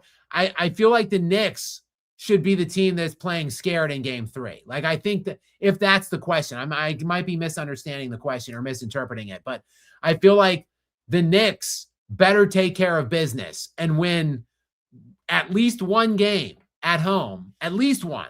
And it would behoove them to make it be game 3, because if you lose game 3, a lot of pressure on game 4 then. A lot of pressure for the Knicks in game 4. So, and then if they lose that game, oh boy. Like all of a sudden, you're up 2-0 going home. Now all of a sudden it's a best of 3 and 2 of those games are on the road. Like not good. So I would actually be playing pretty scared if I were a Knicks, or I would be going into that game kind of scared if I was a Knicks fan. All right, we've got Will N. 8664 is back in. Welcome back to the party, Will. I appreciate it. Gary, I'll turn this one over to you. Give my vocals a little rest here while you read this one for us. All right. Someone is going to have to call Child Protective Services on the Knicks. After all the BTA they're going to give the Spurs at Madison Square Garden. So Will thinks that it's going to be child abuse for the young Spurs team because they're going to get the belt to us in the Garden in Gotham City. I don't know, Will. You better hope so. You better hope the Knicks find a way to one of those wins, if not both of them, and just end it. Because again, the longer these things go, the more the more iffy and questionable they can become for the team that jumped out to that early lead. So I would be trying to take care of my business early and often in the next game, game 3. All right, we've got Frank Paul, 1277 is in next. San Antonio went 62-20 and 32-8 at home this year, then dropped both finals games at home. Is this the worst home court collapse you've ever seen? I mean, I don't think I would call it the worst home court collapse. I mean, honestly, the Nuggets, that I hate to keep referencing this series, but it's so fresh in my mind.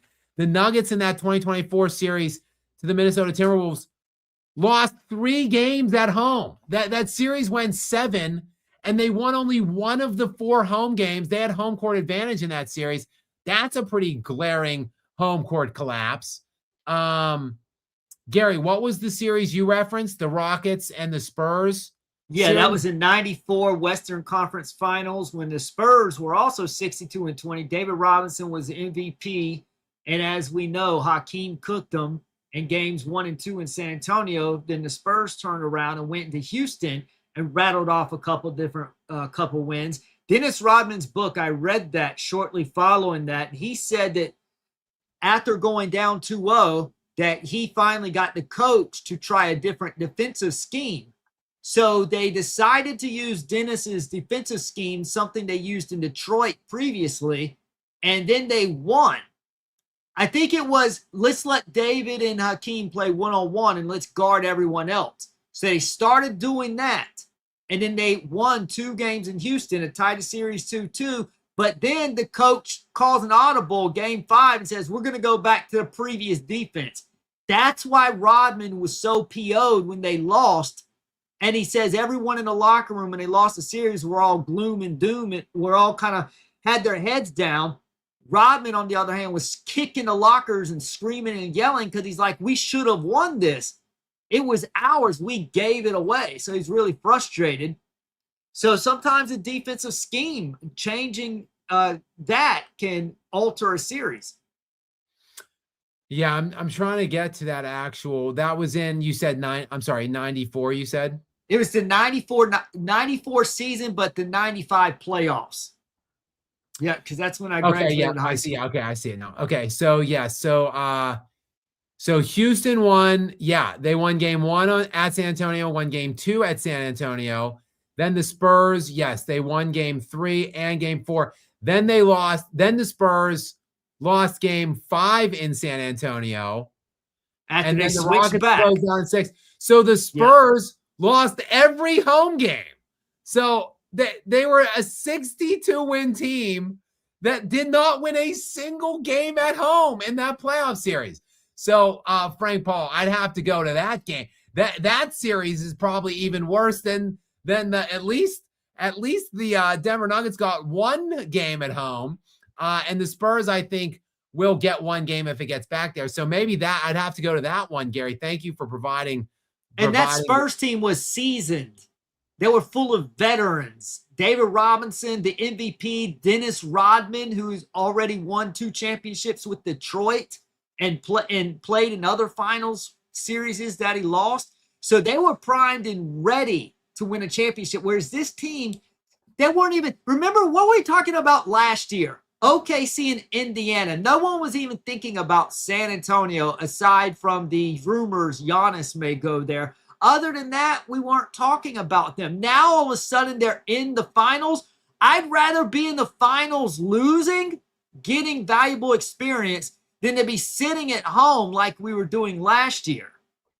Also, Gary, David Robinson, league MVP in 94-95 as well. So I said that. Yeah. Yeah, the league MVP with 62 wins loses all 3 games they play at home, like ridiculous. Because of Bob Hill's atrocious coaching.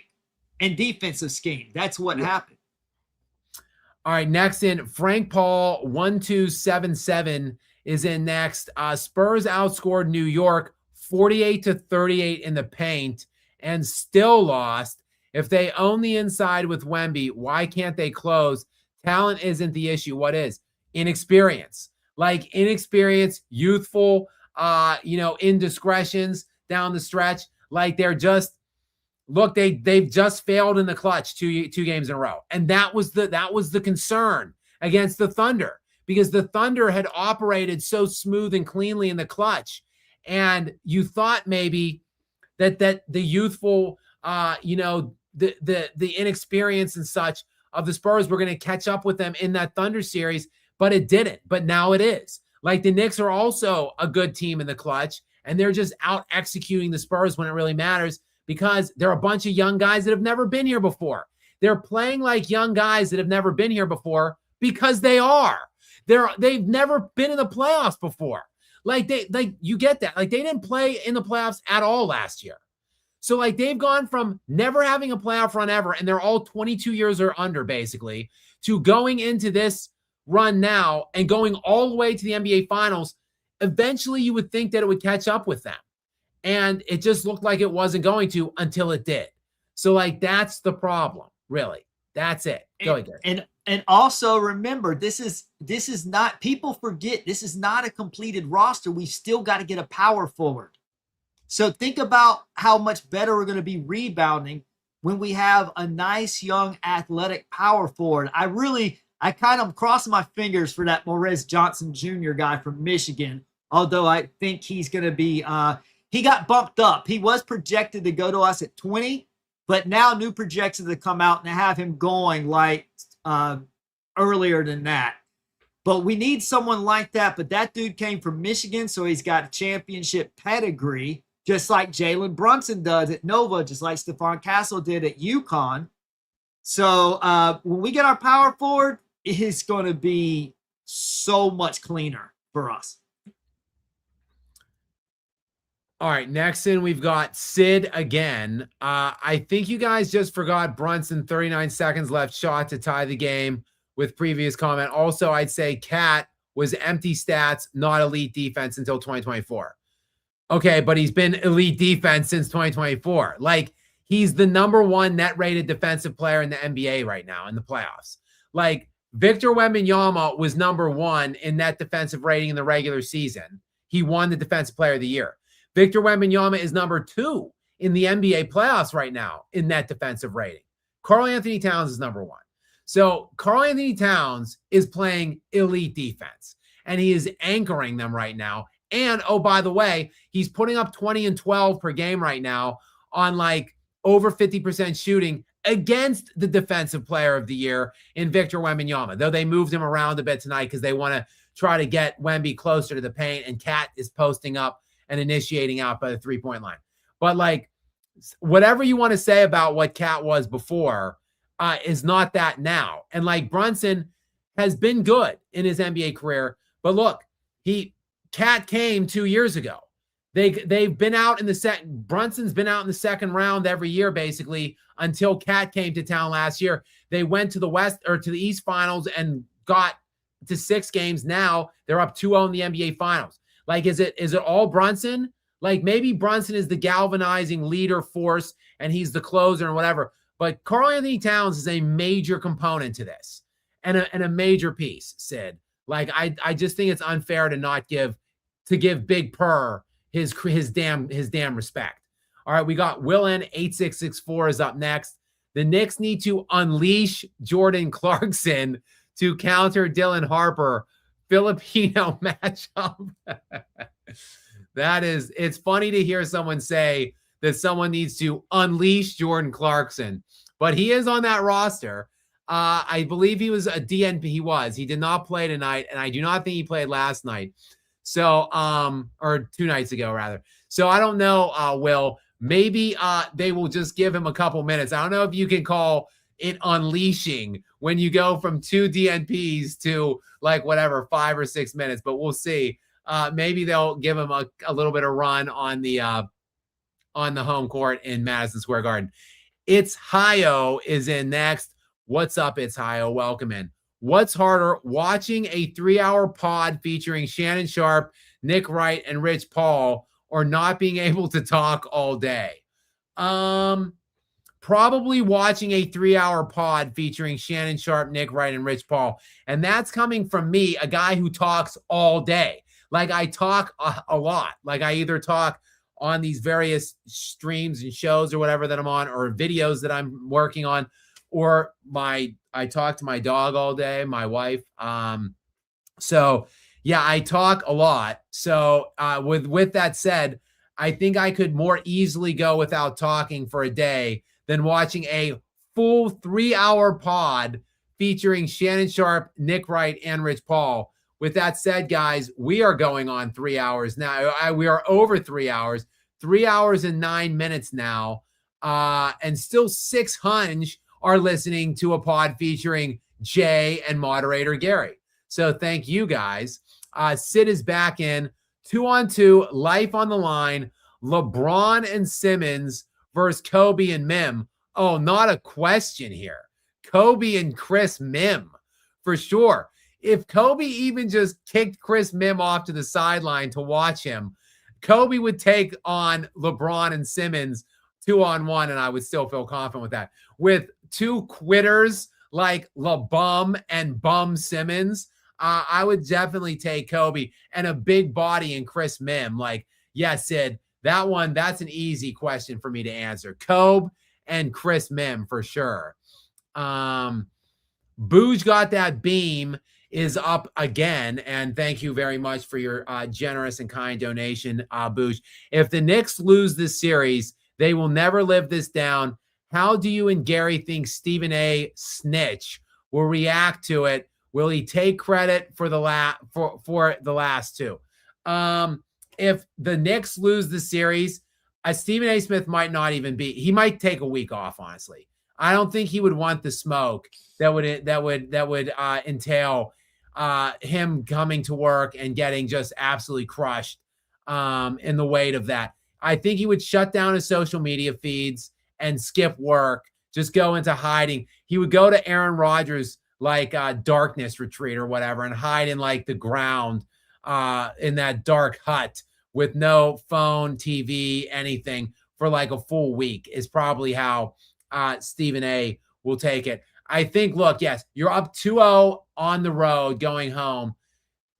Historical precedent majorly favors you, but like if the Spurs just outplay them the next two games and it's 2-2, like I don't know necessarily that you beat up the Knicks or kill them if they end up losing the series, quite frankly. Shattered Glass 23 is in next. All I'm seeing is big brother versus little brother. Yeah, I don't know, Shattered Glass. I don't know what your implications necessarily are there.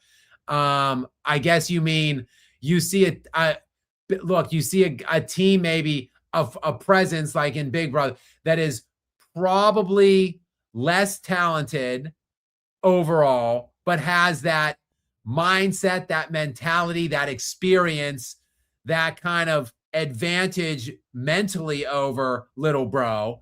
And therefore that gives you the advantage to beat little bro.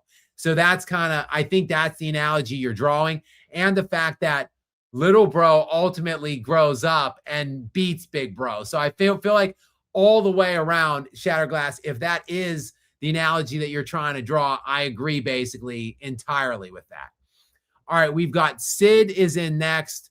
Another for my life question. You guys, I'll tell you. 2 free throws to save your 2 free throws to save your life, LeBron or Nick Anderson. Let me see what Nick Anderson. Yeah, let me see what Nick Anderson's career free throw percentage is here. 66.7%. Ouch. He had a couple years under 50. Oh man, you guys just don't think very highly of me. Like, you don't want me around much longer. That hurts my feelings, guys. Sid and Sarah trying to put me in the ground out here. Probably LeBron. I can't take a dude in the 60s with my life on the line, Sid. I guess I got to go with LeBron. 3 life on the line questions tonight, and I picked LeBron in 2 and LeBron James Jr., aka Bronny, in the other one. Ouch! It's been a cold night here on the stream. I'll tell you what. And now again, Stefan, who is still out and watching. Stefan, brother, thank you so much. You're an important guy, a busy guy. You got a lot of stuff going on in your world.